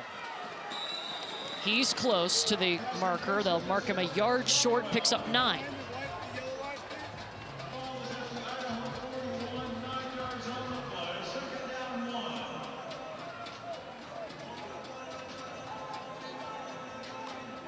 And this could be a chance here where you can stretch the field and take a shot. I was going to say to Katzis, but hard to take a shot when he's not in the game. Gossett has rotated in at running back. They just need a yard here. They'll motion him out.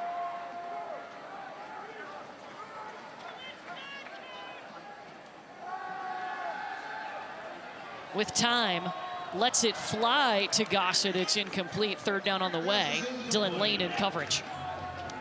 So they don't take a shot. They do pass it there on 2nd and short, but 3rd and 1 here, I think you bring your big back in and you go get this first down first and foremost. NAU 0 for its last 7 on 3rd down. Which is not good. So we'll see what Brian Wright, of course, the head coach, calls the plays. See what he dials up here. Normally 7th in the conference in 3rd down conversion percentage.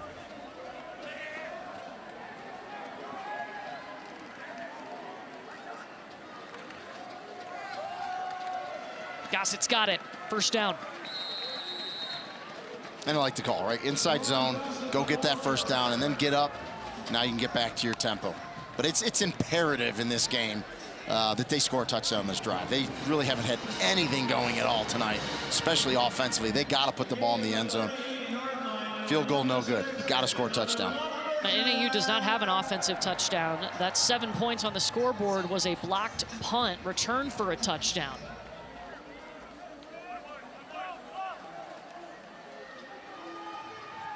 A team that averages about 30 points a game.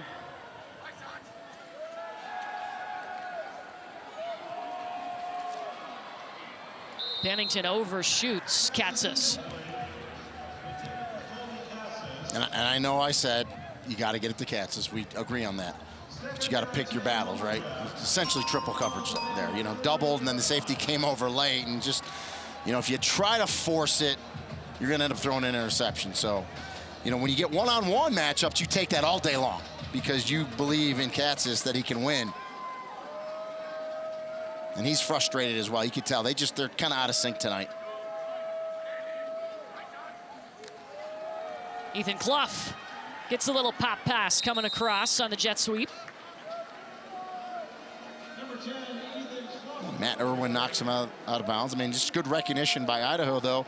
You run that jet sweep pop pass to the boundary. That's to the short side of the field. Just not a lot of real estate. So Idaho's using the sideline as a 12th defender. And Irwin did a nice job. Just come over, knock him out of bounds, and small pickup. Now it's 3rd and long.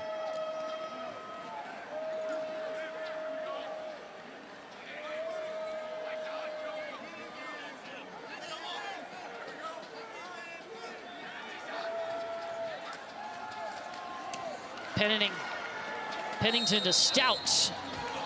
2 yards short of the line needed. Stopped by Zach Wooston.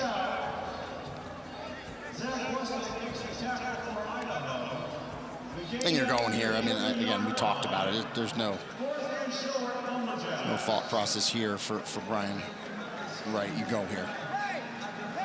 But a huge opportunity for Idaho defensively. They're 1 for 3 on 4th down tonight.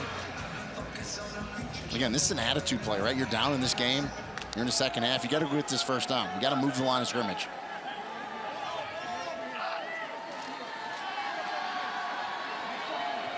Pennington looking towards the end zone, and that pass is caught by Jeter Purdy, short of the goal line. Or you act like you're going to run a little play action and take a shot, which he did. The play call was beautiful, and they're going to go fast here.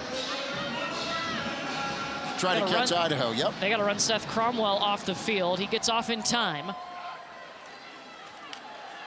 Gossett called on. Pounding into the end zone. Northern Arizona gets that touchdown.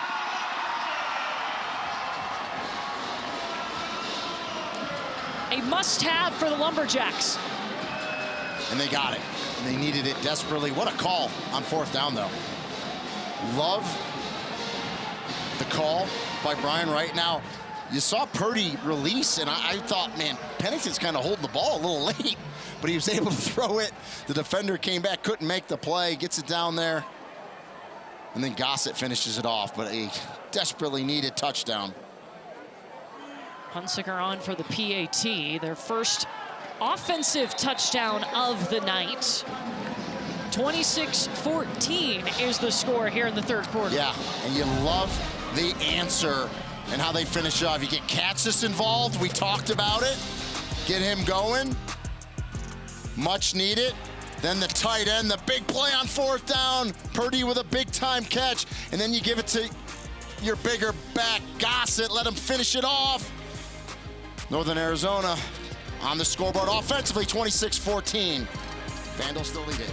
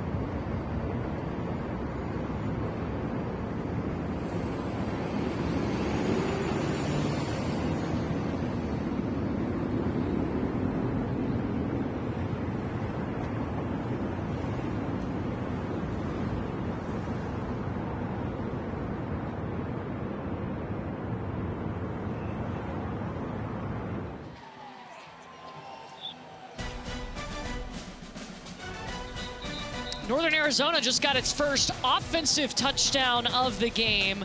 Desperately needed that, and now Idaho about to receive the football. The last time Idaho was on offense, they were stopped on 4th down. Yeah, Idaho drove a little bit, but Northern Arizona got that big stop. So we'll see defensively what they can do on this drive. You know, one of the points of emphasis defensive coordinator Adam Clark told us is we gotta stop the run. You do that by winning up front, getting into your run fits, and tackling well in the box. They really haven't done it to this point. Elijah Cummings, Nate Thomas have really done yeoman's work running the ball for Idaho. Let's see what, you know, differences Northern Arizona can make defensively. What adjustments can they make to slow down the running of Idaho?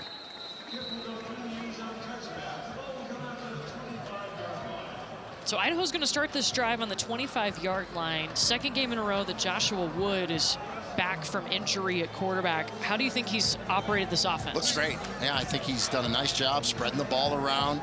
He's been able to extend plays with his feet, made a few runs, made some nice passes. He looks really good tonight. And he's young too. It's redshirt sophomore. Yeah, 10 for 16, 108 yards, a couple of touchdowns.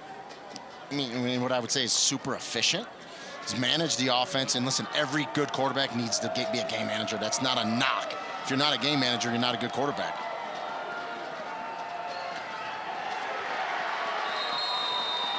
Was trying to read, and the defense read it. Alani Maafu. Well, there you go. That's how you win the line of scrimmage. Maafu right there shoots through from his defensive end spot, gets a TFL tackle for a loss, and he's somebody that's seen playing time since his freshman year, now a senior, a Scottsdale, Arizona native.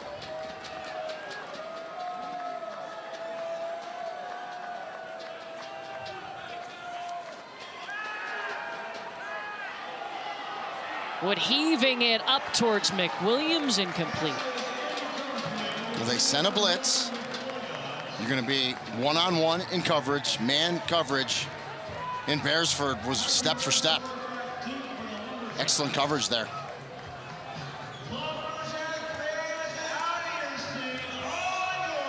Third down, again, a drive where Northern Arizona's defense needed to step up. Can they do it? So it'll be interesting. They sent pressure on second and long. I don't think they're going to send pressure. I think they're going to simulate it, show it. They're going to drop 8. That's my guess. Try to force an underneath throw, come up and make the tackle, and have them pump. But we'll see. This is what I love, the little chess match here between coordinators. Wood feeling pressure. Nowhere to throw to. And steps out about the 26-yard line. They were quick to get over there and break up anything, but. Well, and they sent a blitz, but he was able to get out of it. So you got man under, safety on top. Good coverage, nowhere to go. Now he escapes it, but the linebacker did a nice job getting to him, not letting him get out. Laratson there, 41 for Northern Arizona. So defense did exactly what they needed to do. Cameron Pope with the punt at Eastman. Has to go back and get it inside the 25-yard line. And steps out around the 28. So Northern Arizona's defense gets a stop. They'll look for 2 scores in a row when they go on offense on the other side of this break.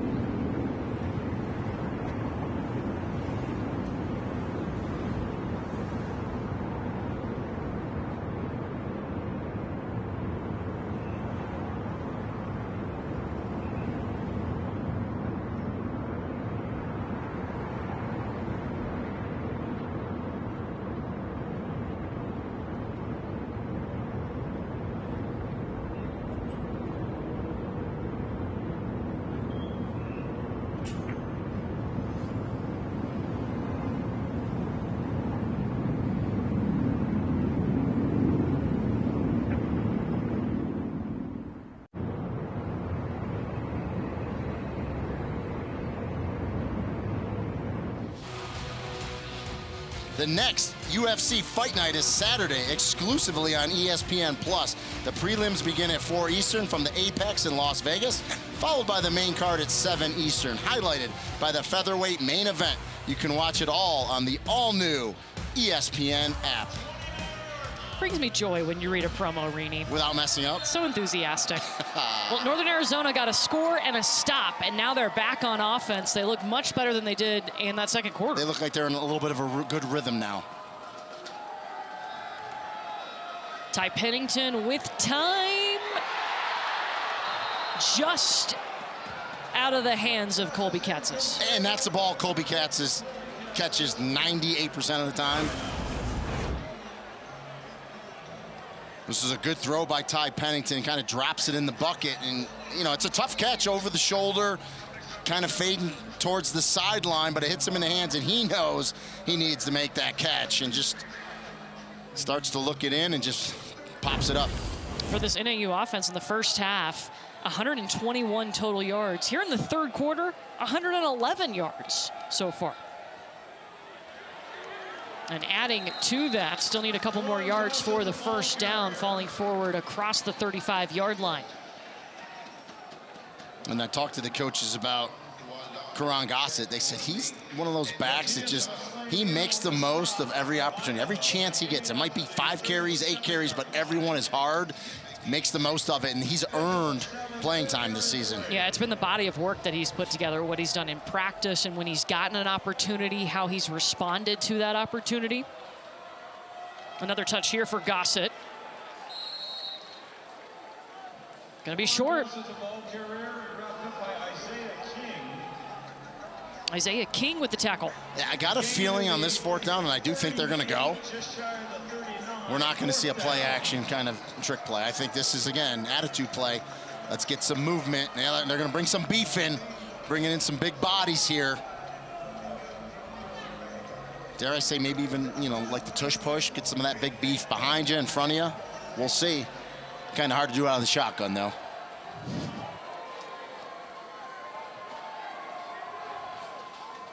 They direct snap it to Gossett. Hits the hole hard. He got stopped. He did. They're going to mark him short. And Idaho's defense with the stop. Dylan Lane. Talk about winning the line of scrimmage, right? You got to get push.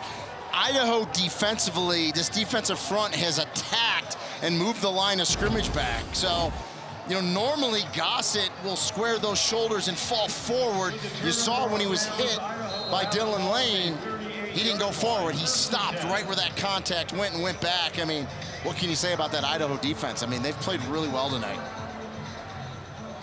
A defense that's taken a little bit longer to find who they are and find their identity. Hey, it's going to be Rocco Koch in right now at quarterback, known as a running quarterback for this Idaho team. He'll throw it out, double pass. He'll swing it back to Elijah Cummings.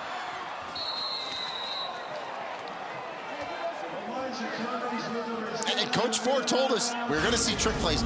We needed to ask him specifics, but we could see this one pretty well. Watch the all-22. It's a backwards pass there. And then it looks like they're going to go downfield. He goes back. Now, if the one lineman, I think it was Henson, if he could have rolled back and blocked that one defender, there was a bunch of other linemen out front.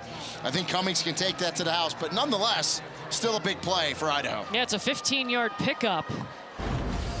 Koch pass to Wood, Wood pass to Cummings. Nate Thomas skipped up into the air. Mark him at the 20. And all these backs on both sides do a really nice job of finishing runs. And for Idaho, it's been Elijah Cummings and Nate Thomas getting all those carries tonight. They've been the two they've rotated through. Thomas still out there next to Joshua Wood.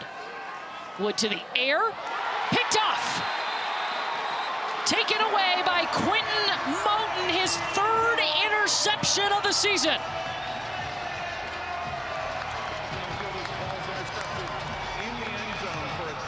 I mean, that's how you play it perfectly by Quentin Moten. He's on the hip of the receiver, sees the ball, and is able to undercut, break off that hip, and make a diving catch. Clearly looks like he caught the ball to me. Big time play, and what a time for a takeaway for that Northern Arizona defense, and a red zone stop where been their bugaboo this season. Quentin Moten was at UNLV for 2023. He entered the portal after that season and couldn't find a home. Did not play football last year, and then found a place at Northern Arizona. He has come back even more grateful for his opportunity. Cromwell gains 3 before he's pushed back. And that's a couple of times already in this third quarter that Northern Arizona's defense has had big stops on 4th down and then the INT. Yeah, especially there, you feel like, okay, Idaho, they got the stop. They're going to go in and score, extend this lead, and then, boy, Moten with a big-time interception.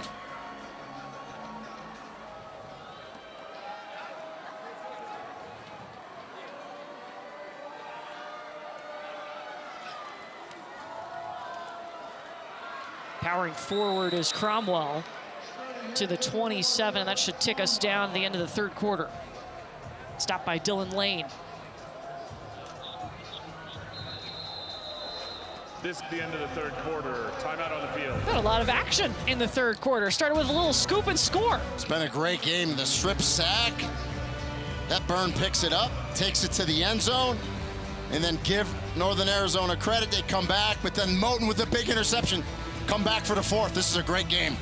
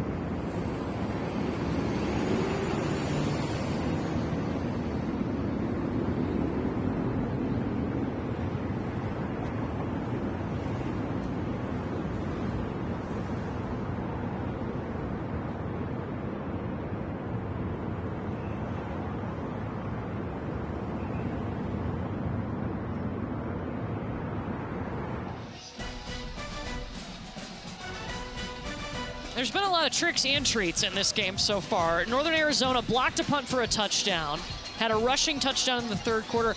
Idaho scored 26 unanswered points, but then the Northern Arizona defense came up big, and I don't know what's happening right now. There you go.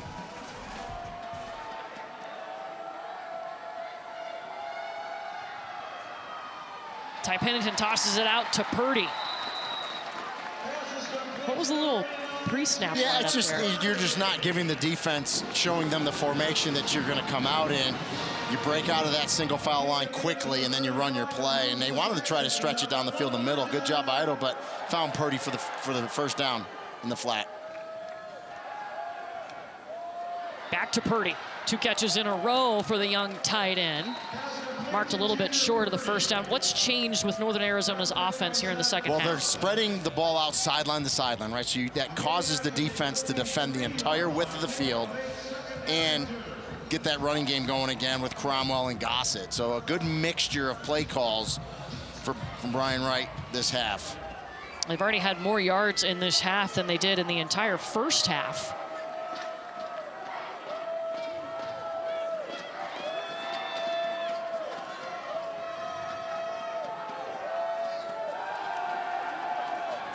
Ty Pennington right down the middle of the field to his guy, Colby Katzis, touchdown, 57 yards.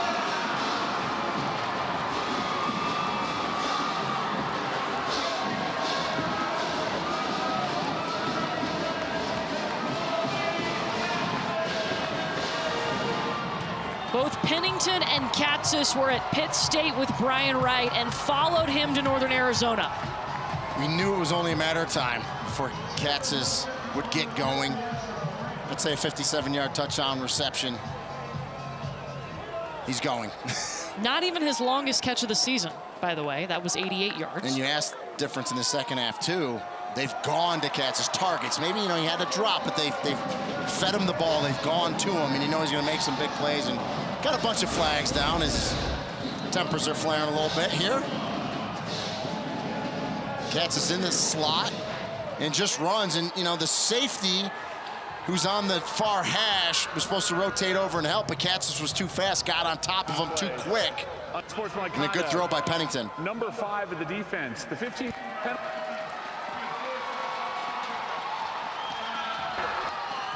That was on Maurice Himes of Idaho. Timeout. And that hurts, right? Because now you're kicking the ball off from the 50, so you can get creative here. If you're Northern Arizona, not necessarily onside kick, but you could pooch it. You could do a lot of stuff, or you could just say, I'm going to bash it 10 yards deep out of the end zone too, and not give them a chance. So we'll see what they do here.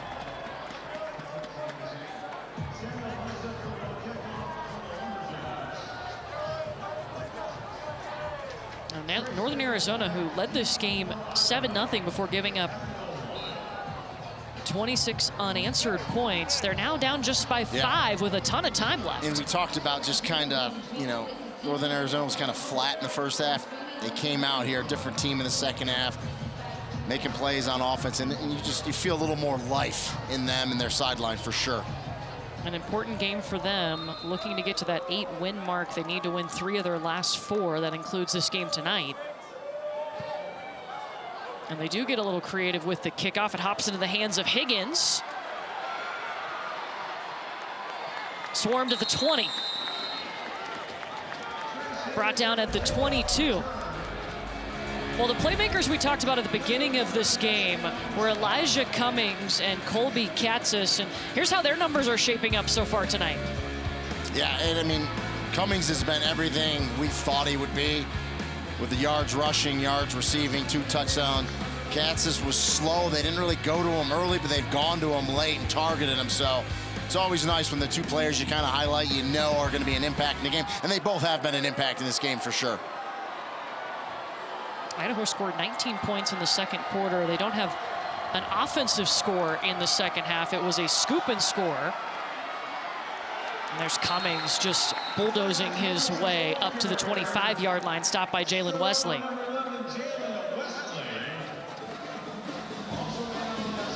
We haven't talked about Wesley a lot. He's kind of the leader, vocal leader on the back end, number 11 for Northern Arizona. He's the communicator, gets the calls down in the back end. And listening to Jalen Wesley talk this week, he said, we should play with our chip on our shoulder. There's been some games this season they feel like they should have won. Yeah. Just one more play here or there. Can they make the one more play tonight? Play action for Wood. Lets it fly up top to Gabe Hoffman. First down and more to the 44. And Gabe Hoffman's a big target. 6'6", 250, true tight end. Down that seam, tough to miss him. Tough to overthrow him, too, with those long arms. It's a good play fake by Joshua Wood. Puts it on the big tight end. Nice chunk play for Idaho. And Rini, that's his first career catch. Yeah, so there you go. Big target, good catch.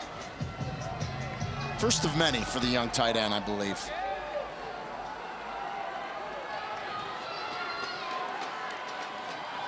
Wood gets it out quick, but too fast. Jesiaro dropped it. Yeah, it just seemed like the ball got on Jesiaro so fast. You want to catch that ball with your hands. You don't want it to get into your body, and he couldn't get his hands up and triangle catch it like you should. Instead, he gets into his body and just comes right off his shoulder pads. Number 89 is a guy that they're very excited about. He actually started fall camp 6th or 7th on the depth chart and has emerged as one of their as their top target. Said he's been the biggest surprise for sure. He's a vertical threat as well. Good speed. He's at the very bottom of your screen. Wood towards McWilliams. No flag out as Mikey Beresford in the coverage. Yeah, Beresford's had some nice coverage today, and they're letting him play on both sides of the ball, which I love. We're not getting any ticky-tack flags from this Big Sky crew. I love it. But the corners and the nickels that have been locked up in man-to-man coverage for both sides have been playing exceptional tonight. NAU's defense has stepped up in the second half. Can they get another third down stop? Idaho's 2 for 7 on third down.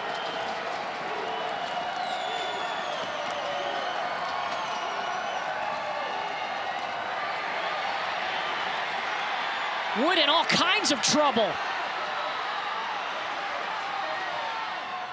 Looking for Thomas, incomplete. Well, they simulated blitz. Looked like they were going to send 5 or 6. They dropped them all, only sent 3, 8 in coverage. Joshua Wood is just outstanding in extending plays. His receiver comes back, tries to make the play and can't, but let's just watch this in full speed.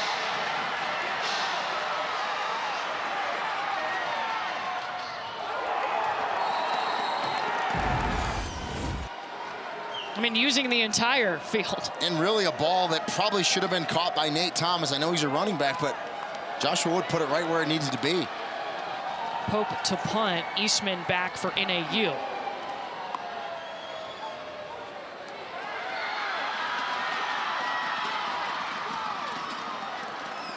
Eastman drugged down at the 15.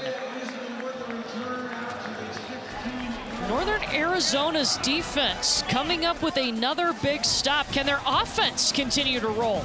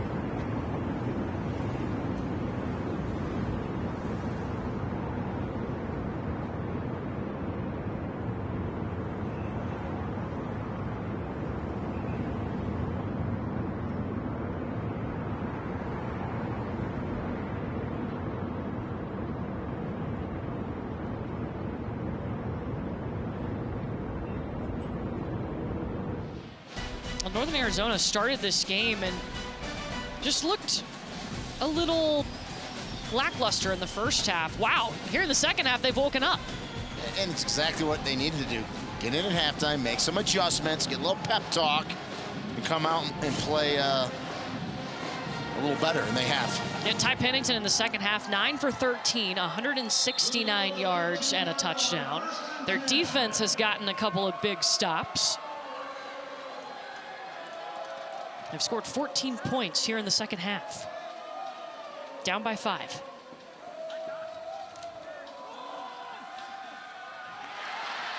Jason Raines has the first down. And the play fake there from Pennington, putting it in the belly of Cromwell, was so good that the linebackers bit up, especially Isaiah King, number 4, and that gives a really nice throwing lane for Pennington.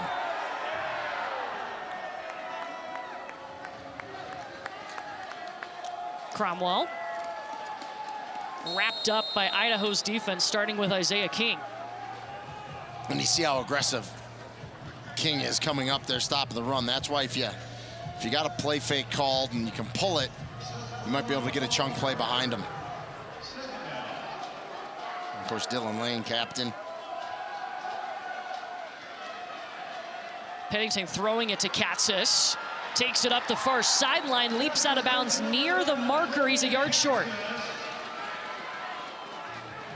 We had a lot of time there. Good job up front by the offensive line. Really wanted, there was a long over route to where he wanted to go. Was covered well by Idaho, but Pennington had all time to throw, and really going back to Katzis, it was like his 4th read to dump it down to him, and they pick up 9 yards, almost get, or not 9, but pick up a yard short of the first down, and very manageable 3rd and 1 here. We've seen a bigger emphasis to get Colby Katzis touches here in the second half.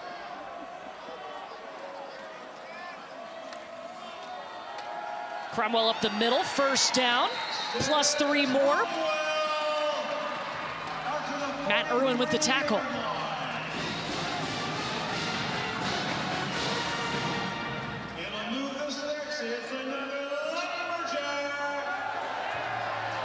So Brian Wright, the head coach and the play caller, moving this Lumberjack crew down the field.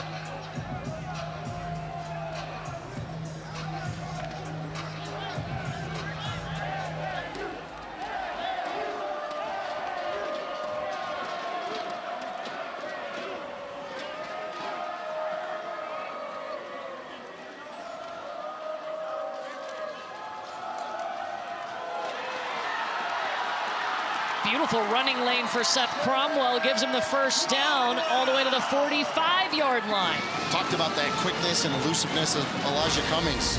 Seth Cromwell's got that too. Low center of gravity, good build, plants that left foot in the ground, squares his shoulders, and goes with quickness up the middle. And NAU will go with quickness as well. Back to Cromwell. Gains 2 more. Gets down to the Idaho 43-yard line. 2nd down and 8 after a gain of 2. Cromwell 15 carries for 109 yards. That's a new season high for him this year.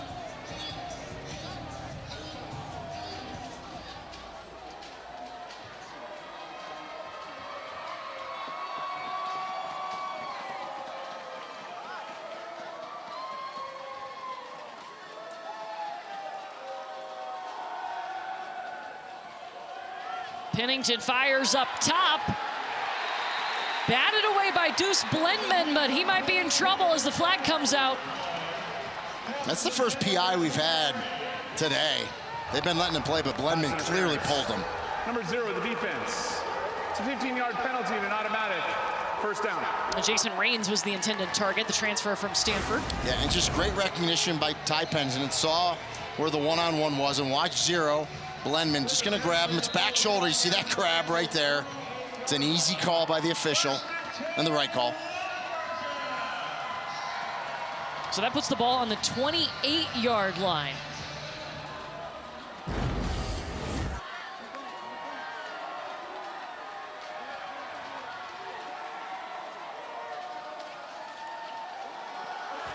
They pop it up in the air to Colby Katzis. Touchdown NAU.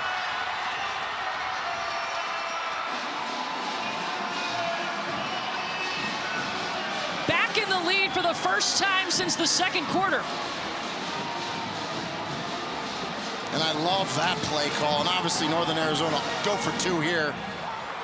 Try to get up by 3, but man, again, get Katz's touches. We saw a 57-yard touchdown pass down the middle. That time, little end around. Great blocking. Connor Dupree, 57, was out in front. Love to see it, but let's see what they got for the 2-point conversion here. Much different team here. Northern Arizona's second half from the first half. They've woken up. NAU 1 for 2 on 2-point conversions.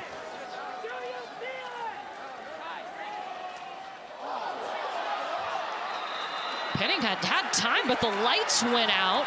And he caught the ball. He caught the ball in the dark. He literally caught. That is I've never seen that in my life. The home team. As soon as he released the ball, the lights went out inside the Sky Dome. That's a Sports Center top 10 play. Well, he caught that ball. Replay can look at it. I know, but do you have to redo this? I don't think so. In the middle of the play, the home team shut the lights off on their own team.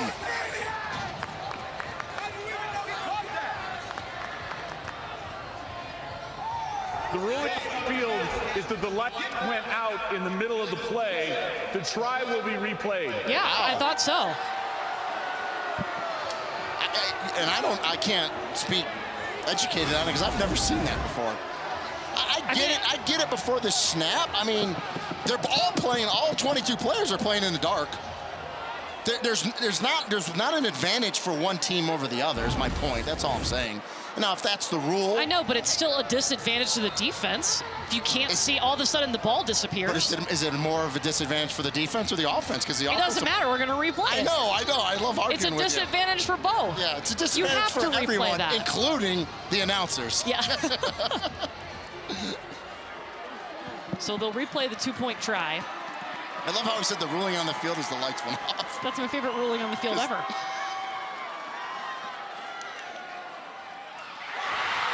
And he did it with one hand. Joey Stout.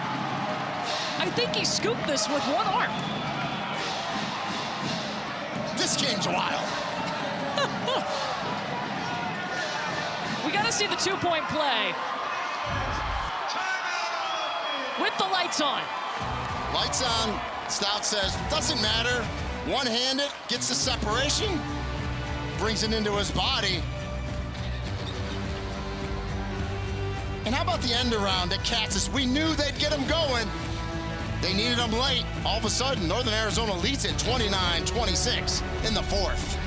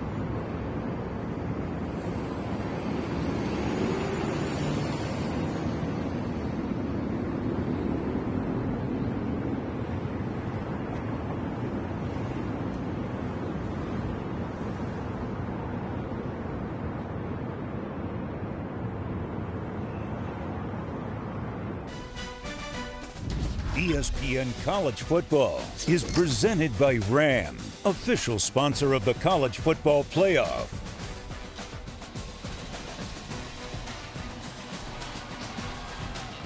Well, Colby Katz's couple of touchdowns. Their playmaker has stepped up in just the right moment. And the end of this schedule is so important for Northern Arizona. You feel like 8 is the magic number when it comes to wins and making the FCS playoffs, which they did last season. These are their 3 remaining games, so they would need, including tonight, would need to win 3 of the last 4. And remember, this year, there used to be 10 automatics, conference champions, 14 at-large. Now there's only 13 at-large because the Ivy League is now participating in the FCS playoffs, so there's 11 conference champions, 13 at-larges, so 1 less at-large. So every win so vitally important down the stretch if you're trying to make the playoffs. NAU just retook the lead for the first time since the second quarter. It's still a lot of time left in this ball game, over 8 minutes to go. What's changed for Idaho in the second half offensively? Yeah, I just kind of like NAU in the first half, just that lack of consistency, getting it going. Haven't been able to get drives going. Joshua Wood having to run for his life, drop for a loss of 5. Ramir Davis. And I will say this as well. It feels like and looks like Adam Clark, the defensive coordinator for Northern Arizona, has got more aggressive this half, sent more blitzes, trying to keep Joshua Wood in the pocket and get to him and make tackles. So defense for Northern Arizona, which has kind of struggled this year, they've played a much better second half as well. The whole team has played better in the second half for NAU. And one of the keys Coach Clark gave us was contain the quarterback. They're putting, a lot more pressure on Joshua Wood. Outside the pocket, letting it go. It was a low pass to McWilliams.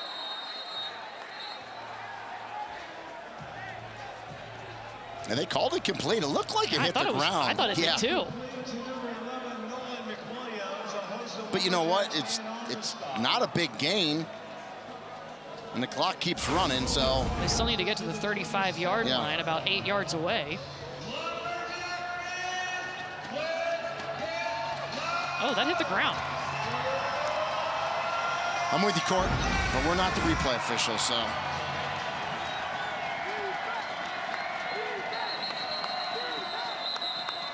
They hurt us, I think. Well, NAU's calling a timeout here. So the NAU radio booth is right next to us. They're losing their minds because they believe it was incomplete because it did look like it hit the ground. Yeah. Timeout. Northern Arizona. They're challenging the previous play and the ruling of a catch. So just so people know, the ball can touch the ground as long as it doesn't help you catch it. So we'll talk about it on the other side. But I believe that was incomplete. We'll see.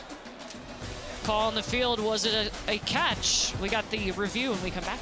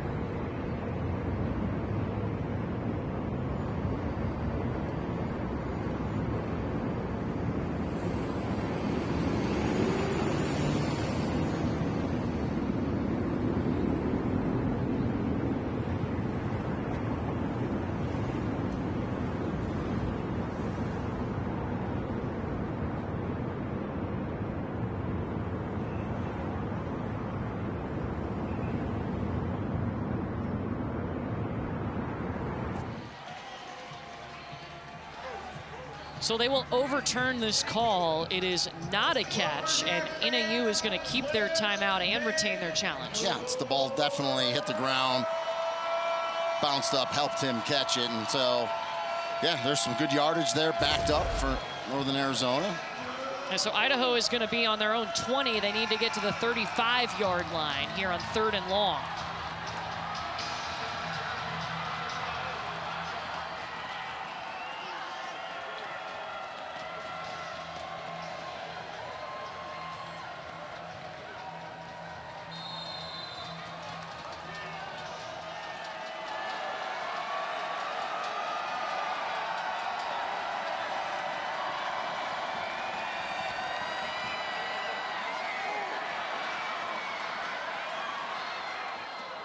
What deep shot down the sideline. Nolan McWilliams was speeding towards it, couldn't get there. I mean, and he had McWilliams, again, they were almost in a prevent defense, was Northern Arizona, trying to get the underneath pass. Again, if you don't keep Joshua Wood in the pocket, once he gets outside, then the scramble rules apply. McWilliams is coming across the field, and he's got him. If he puts it on him, they're going to pick this first down up. Just can't put it on him, overthrows. If he underthrows that ball, McWilliams comes back, makes that catch, and they pick up that first down, but it goes for naught. And another stop here for NAU defensively. And Pope has to punt. Eastman calls for the fair catch.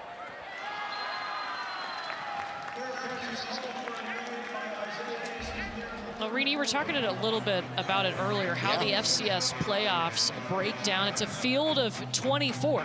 Yeah, which I love. And I love that the Ivy League is now participating. I was going to say, welcome to the Ivy League. Yeah, because those kids always wanted to play in it, and they finally said, all right, we're gonna play now. So yeah, 11 conference champions, 13 at large. It's really a great playoff field. It's a lot of fun. And both of these teams were playoff teams last year. It's kind of an outside shot that Idaho could make it, but Northern Arizona definitely has a chance. Big Sky is arguably the best conference in FCS, and there's a couple other ones out there, but 5 teams from the Big Sky made it to the playoffs last year. And there's Harvard. Let the smart kids in.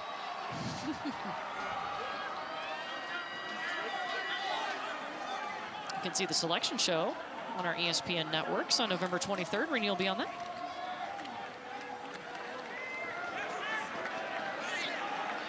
It's always a fun morning. Brackets come out, but there's always, 2 or 3 teams that are just devastated, right? Of course. Just always, and from volleyball and all the, it doesn't matter what sport it is, selection show, it's like teams are really happy, and then there's some that are just really heartbroken. Well, Northern Arizona had given up 26 unanswered points. They've had to battle back here in the second half. And then remember, they were going tempo before, now they want to just chew this clock up. Take time, let that play clock get to at least 3 before you snap it, Ty Pennington. He'll line up with Cromwell behind him. Seth Cromwell here. No chance on a play. Hayden John met him immediately.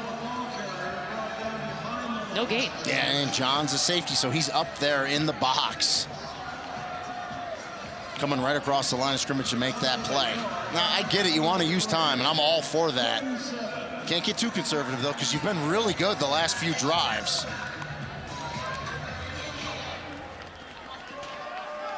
Yeah, you're up, but only up 3. Let's keep an eye on Katzis right there. He's been the go-to guy here in the second half.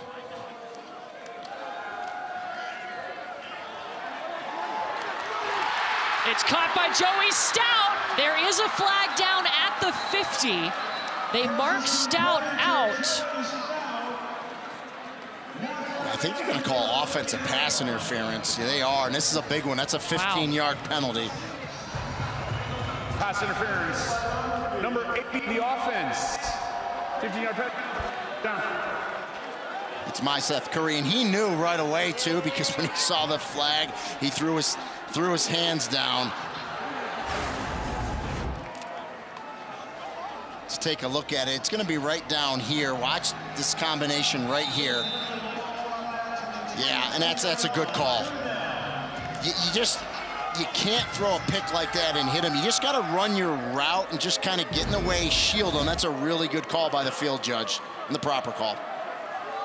So it becomes 3rd and 21.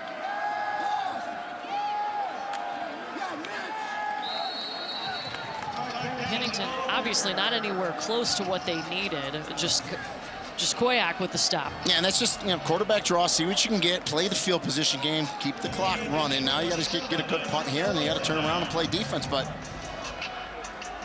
the right call. See if Idaho can take advantage of it now. They get the stop. See what kind of field position they can come up with.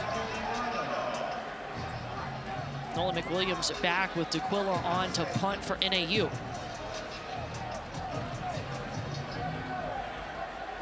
Idaho has not scored here in the 4th quarter. They don't have an offensive touchdown in the 4th quarter.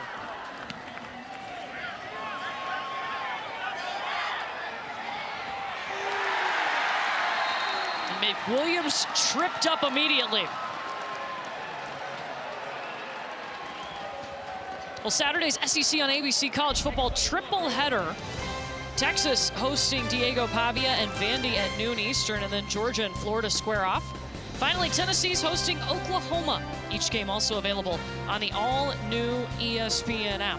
How good have the SEC on ABC games been this year? So fun. It's so good, and then now so meaningful on top of good games. So a lot riding on the last 4 weeks here this season. I'm not sure at the start of the year Vanderbilt, Texas would have been on my bingo card for SEC on ABC tomorrow, but and love it. Vanderbilt would be favorite. Yeah, I know. Just off the fingertips of McCraney, that would have been a first down. Not only a first down, there's a good chance McCraney's off to the races with that one. That's a good throw by Joshua Wood. Good route. It's just McCraney can't pull it in. But there was no safety on the other side of the field, so McCraney catches this. It's a foot race with Mikhail Greer, excuse me. Wood started 10 for 14, but since then, 2 for 12 with an interception.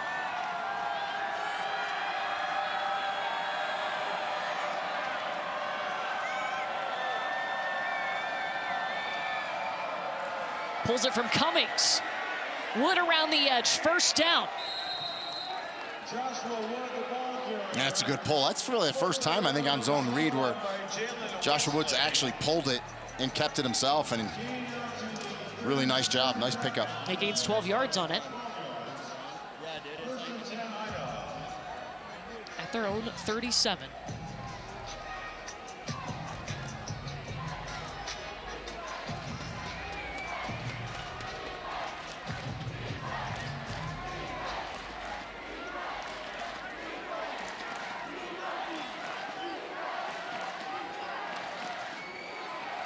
It was snapped to Cummings. Spun out of a tackle, first down across midfield. And Idaho's obviously thinking touchdown. Let's go win this game. But if you're at home and you're thinking field goal to tie it, Owen Adams, about 47 yards is where coach feels comfortable. That's the 30-yard line. So 30-yard line's their target to get into field goal range, but they're moving the ball really nicely right now. Elijah Cummings has hit the 100-yard mark, 10 carries, 101 yards in this game. Well past his season high that was set last week of 65.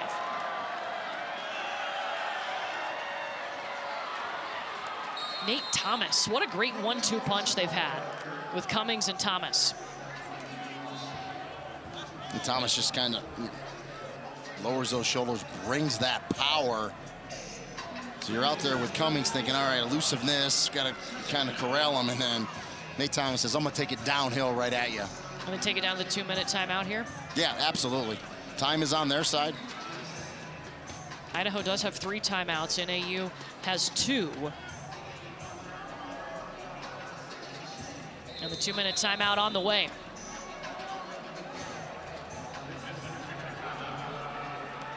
Idaho trying to drive down and score. 2 minutes to go. Introducing Verts. Swipe for news and highlights. Now available on the ESPN app.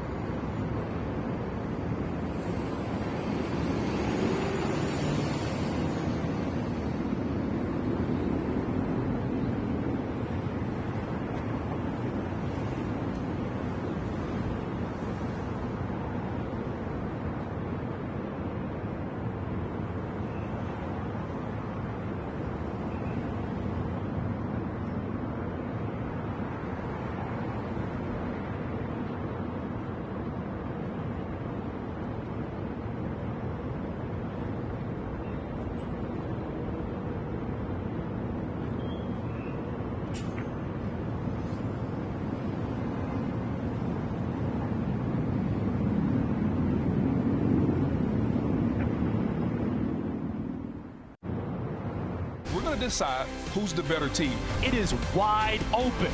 Can you believe it? Who's in the driver's seat to get to the playoffs? The top 25 rankings reveal and 12-team CFP projection. Tuesday on ESPN.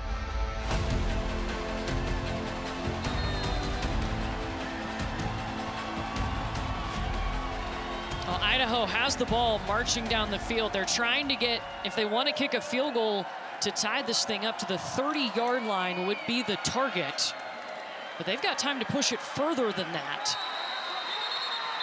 Still need one more yard to move the chains. Offensively, what's been some good options for Idaho to move the ball down the field? Well, much like they finished the first half, right? They didn't panic. They took their time. Kind of the same situation they're in here, except this is to win the game or tie it. So stick with the run game. Mix in the pass with it, but you don't have to just get away from the run, especially here 3rd and short. You power it here. And this NAU defense has been really solid in the second half. This is Kinchinlo. Haven't called his name yet tonight, but he converts. How about the first carry of the night for him? He's more the fullback type. He's a 235-pounder. Battering ram comes in, gets a big-time carry there. So now they're right on the outside of the range for Owen Adams, but they're thinking win the game now. You might want to go a little quicker here. Just a little bit, a little pep in your step. If you're NAU, are you thinking about using timeouts? Yeah, I think not. Once they feel like they're in field goal range, I think NAU will start using their timeouts. Again, their field goal ideal would be inside the 30-yard line would be the goal to get. And Elijah Cummings just got them there. He falls forward to the 28. And Idaho's going to use a timeout. And there's no doubt Northern Arizona obviously scouted them and knows what the field goal range is as well. So Idaho's right where they want to be now. Now that they're in range, I think they're going to take some shots passing the ball. They're going to try to score a touchdown here. You don't want to settle for a field goal in overtime when you're close to the red zone and a chance to win it. You use the timeout there. You still got 2, so the entire field is open to you. Again, clock stops after first downs to reset the chains, but with 2 timeouts, your whole playbook is open to Matt Linehan, the offensive coordinator. How do you feel about Joshua Wood's arm? It's good. I think he's been fine. Now, he had that 1 interception. He is 0 for his last 6. Yeah. This would be the time to change that. Yes. Cummings behind him. Elijah Cummings looking for a hole, bounces to the outside.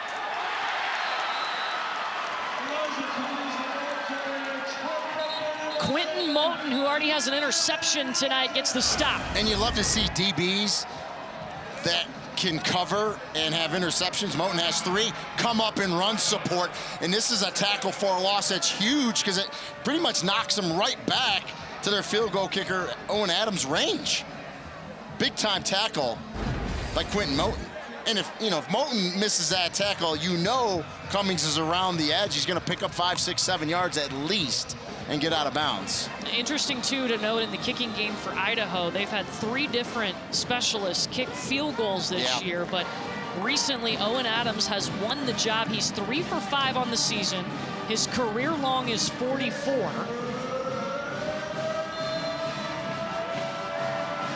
Third down at the 29-yard line.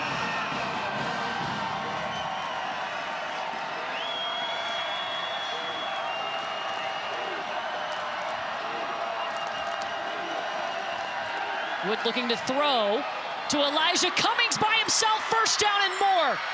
Tiptoeing down that far sideline inside the 5.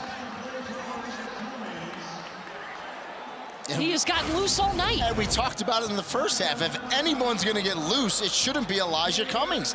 It's very similar to the first half, except the linebacker was running with him there to try to get out and cover him and just got caught up in the wash in the middle with the traffic. It was Trey Brown, number 30 for Northern Arizona, just could not get out there. And another big-time catch by Elijah Cummings. It's a 27-yard gain, his 4th play of 20. 14-yard line. It'll be a first down for Idaho there. So they're going to move this back to the 14. That's where Elijah Cummings stepped out. 4 plays tonight for Cummings of 20 or more yards. Yeah, and I'm assuming they got to reset the play clock because the clock would stop when he stepped out of bounds. So we'll see how much time is on the clock when he stepped out. Yep, you saw that. Oh boy, just that left heel, that left back heel just went out of bounds.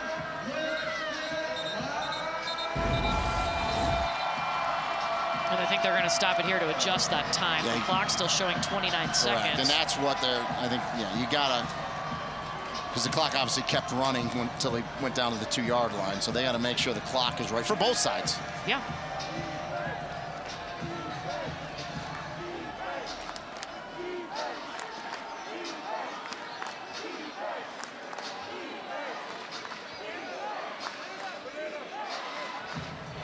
Game clock operator, due to the fact that players stepped out of the 14-yard line, please put 31 seconds on the clock. Thank you. So 31 seconds. Idaho has 1 timeout remaining. Northern Arizona has 2.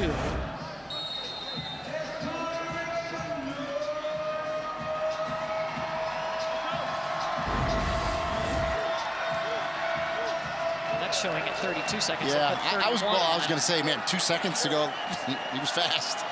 Don't call him turbo for nothing. At the 14.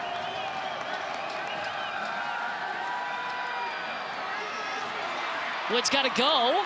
Looking in the end zone. Incomplete.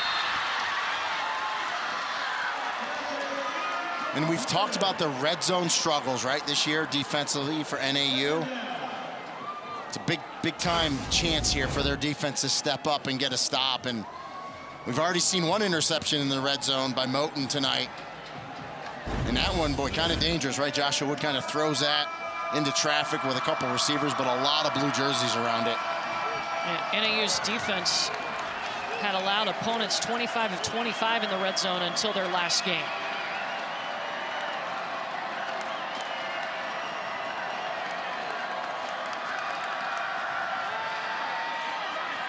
Wood's gonna go. Gets rid of it and dropped down by Dom Roush. 3rd down. Yeah, and it was a good job by Joshua Wood not to take that sack. Saw a receiver, put it there. So the clock stops with 19 seconds.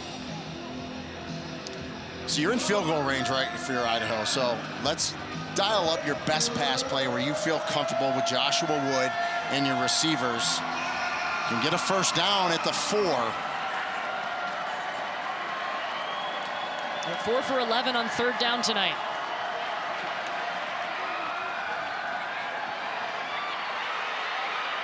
Wood just gonna go. There's a flag in the backfield.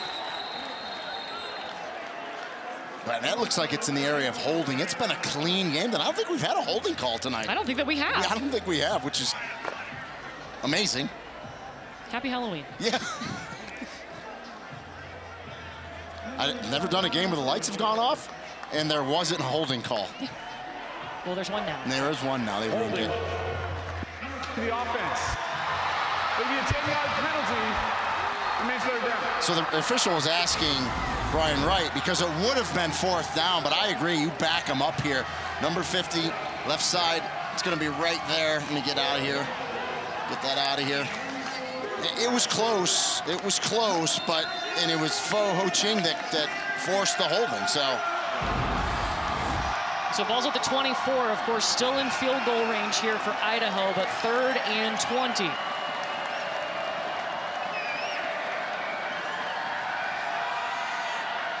Wood out to Cummings.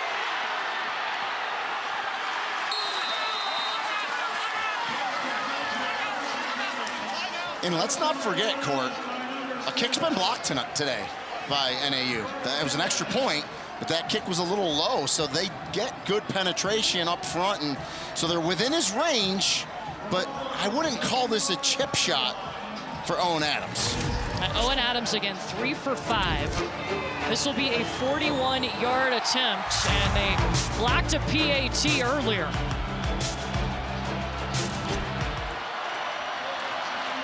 A 42-yard attempt, and NAU's going to call timeout. And they snapped it. Their second, 30 seconds. They snapped it, if you're watching, and he kicked it, and it went through. So yeah. I'm almost like, I don't know if I kicked that there if I'm him, but I guess he feels good. I've heard that you do go ahead and try to get the kick off. I guess it's every kicker, right? Individual. But I mean, he feels real good about it. He just drilled it, so just stand up and do it again. Now, there was no rush coming at him, so. And he's got an extra 2 minutes to think about it here.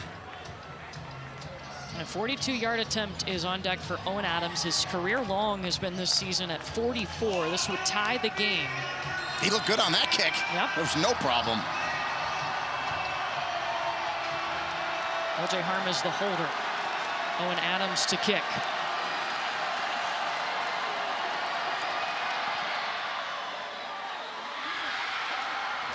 It's good, and we're tied. It's fitting this game goes to overtime. I was going to say, how about a little overtime on Halloween? Absolutely.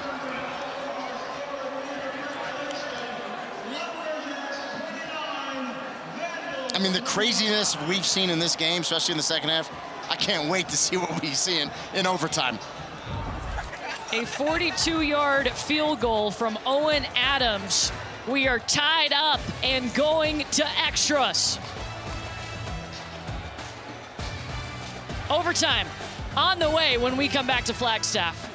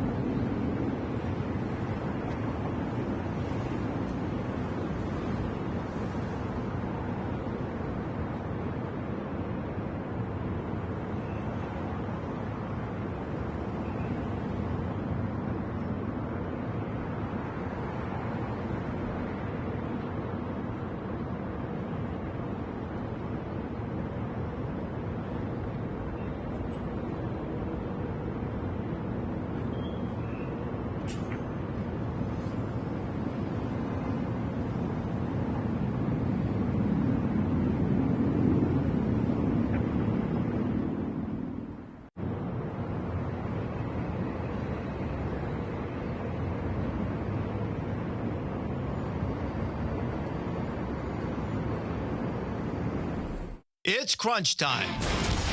In the first overtime, each team gets a possession starting at the opponent's 25-yard line. If it goes to a second overtime, teams again start at the 25-yard line, but must attempt a two-point conversion after a touchdown with no extra points allowed. From the third overtime on, teams alternate two-point conversion attempts from the 3-yard line until the game is decided.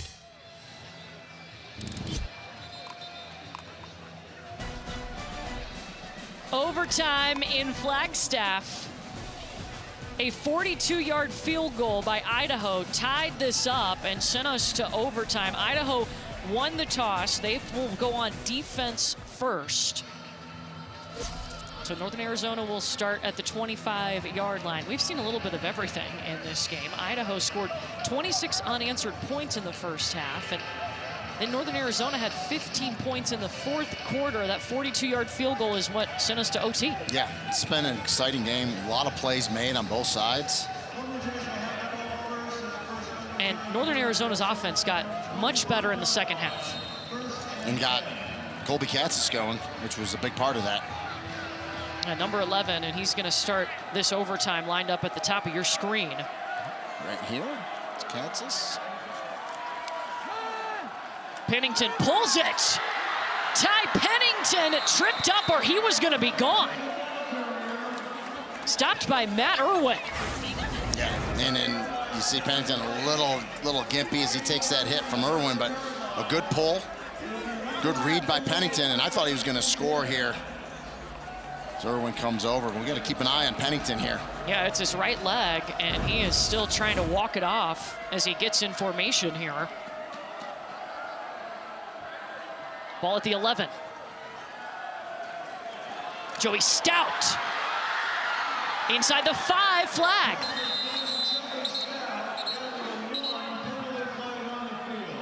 Looks like they're going to call Hayden Doherty 82 with a hold, but I thought it was a good block at first. Holding. Look. Number 82, the offense. It'll be a 10-yard penalty from the spot of the foul. Remains first down. Well, now we're getting some holding calls. You know, normally if game clock operator, please put 0 time on the game clock rather than 1 minute. In the scoreboard in the dome, it said 1 minute on the clock. Yeah, low part. Yeah, and it's right there. And actually, when I look at it there on replay, that was a hold. So that's a good call. The young tight end just has to know, you just shield him with your body. You can't, yeah, you can see how he's wrapped him there. That's a good call. And backs him up to the 13-yard line. They go pistol set here with Cromwell behind Pennington. Seth Cromwell diving forward to the 10. Hepburn with the stop.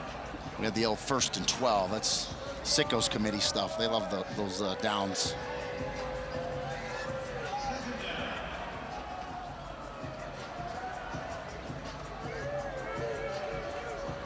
Ryan Wright, the head coach and the play caller.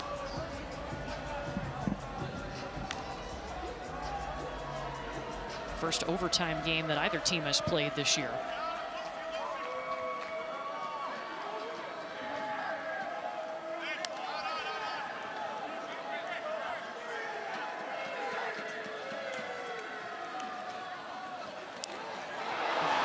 Pennington got rocked. Matthias McLean. And McLean's been tremendous tonight. Even when he's not been making plays in terms of on the stat sheet, he's been moving the line of scrimmage. He's been a beast, number 89 right there. And boy, Pennington kind of didn't even see him coming. He had pressure coming from the back as well. He had Joey Stout out in the flat, just ran out of time to check it down to him. It's a loss of 10. Couldn't get it to him. So now 3rd and 19. It's Donovan Parham, too, that came from the other end. It's always nice when both ends meet at the quarterback. Timeout. Northern Arizona. Their timeout for the period, 30 seconds. So now what are you talking about if you're Northern Arizona right now with 3rd and basically Phoenix? So at the very least, right, you got to get points here. So you can't go backwards.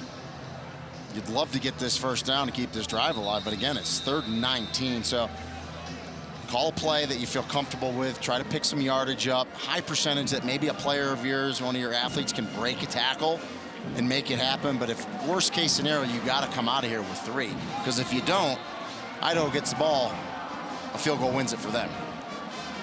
So at the very least, a field goal here. You know, maybe a tunnel screen, bubble screen to Katz's. I'd like to put the ball in Katz's hands, honestly, somehow. He's on the inside of the formation to the trips. He's going to come in motion now.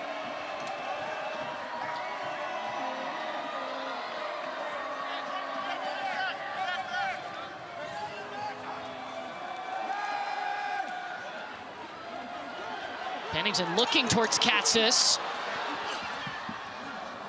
and throws it away. So this would be about a 37-yard field goal attempt for Samuel Hunsicker, who is well within his range. And just good defense on the back end. I mean, at 3rd and 19, I would have almost liked to seen like one of the little pop pass jet sweeps again. Put it in Katz's hands, see if he can do something, but goes incomplete. Now you got to get this field goal here. So it'll be a 38-yard field goal for Hunsicker. His career long is 50. Missed from 51 earlier tonight.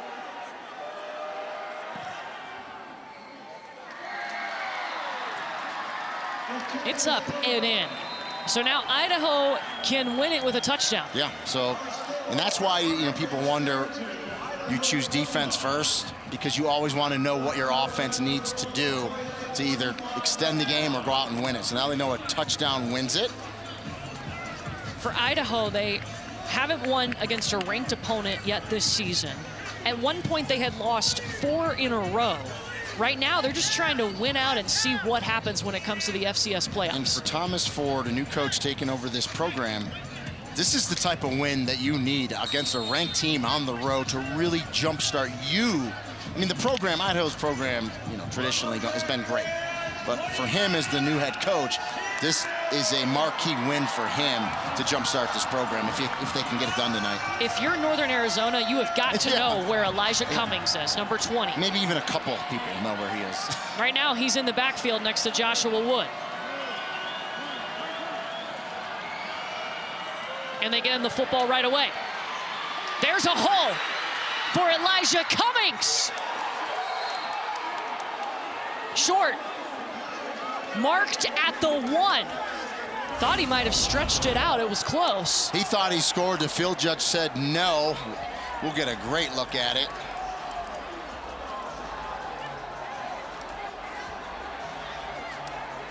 The ball goes inside the pylon. So he gets goal line extended if he hits the pylon. Question is, did his foot touch before that? I couldn't see from there. You need obviously clear and obvious. But, you know, normally the games we call replay would stop and look at this. And I think they are. Idaho, their timeout for the period. Yeah, see, the foot definitely touched out of bounds, and I think it clearly did before he hit the pylon, so I think it was a good call, good spot by the field judge. It's a good call.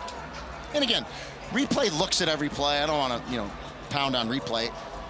They don't necessarily have to stop it for further review if they have a good look. And we had a good look on it before that foot touched down, before that ball broke the plane and where he would get goal line extended. So that's a good spot, 1 yard line. I mean, Elijah Cummings is a major reason why Idaho. Yeah, we got a great look there. Good job by our crew. Great camera work. Now, if it's me, give it to Cummings. Give it to Cummings. If not, Nate Thomas. It's got to be one of those two, Cummings or Nate Thomas. Now they got the big fullback in there as well. A touchdown wins it. Cummings not in the game. Yeah, the big fullback's in that had the one carry earlier. Kinchenlow.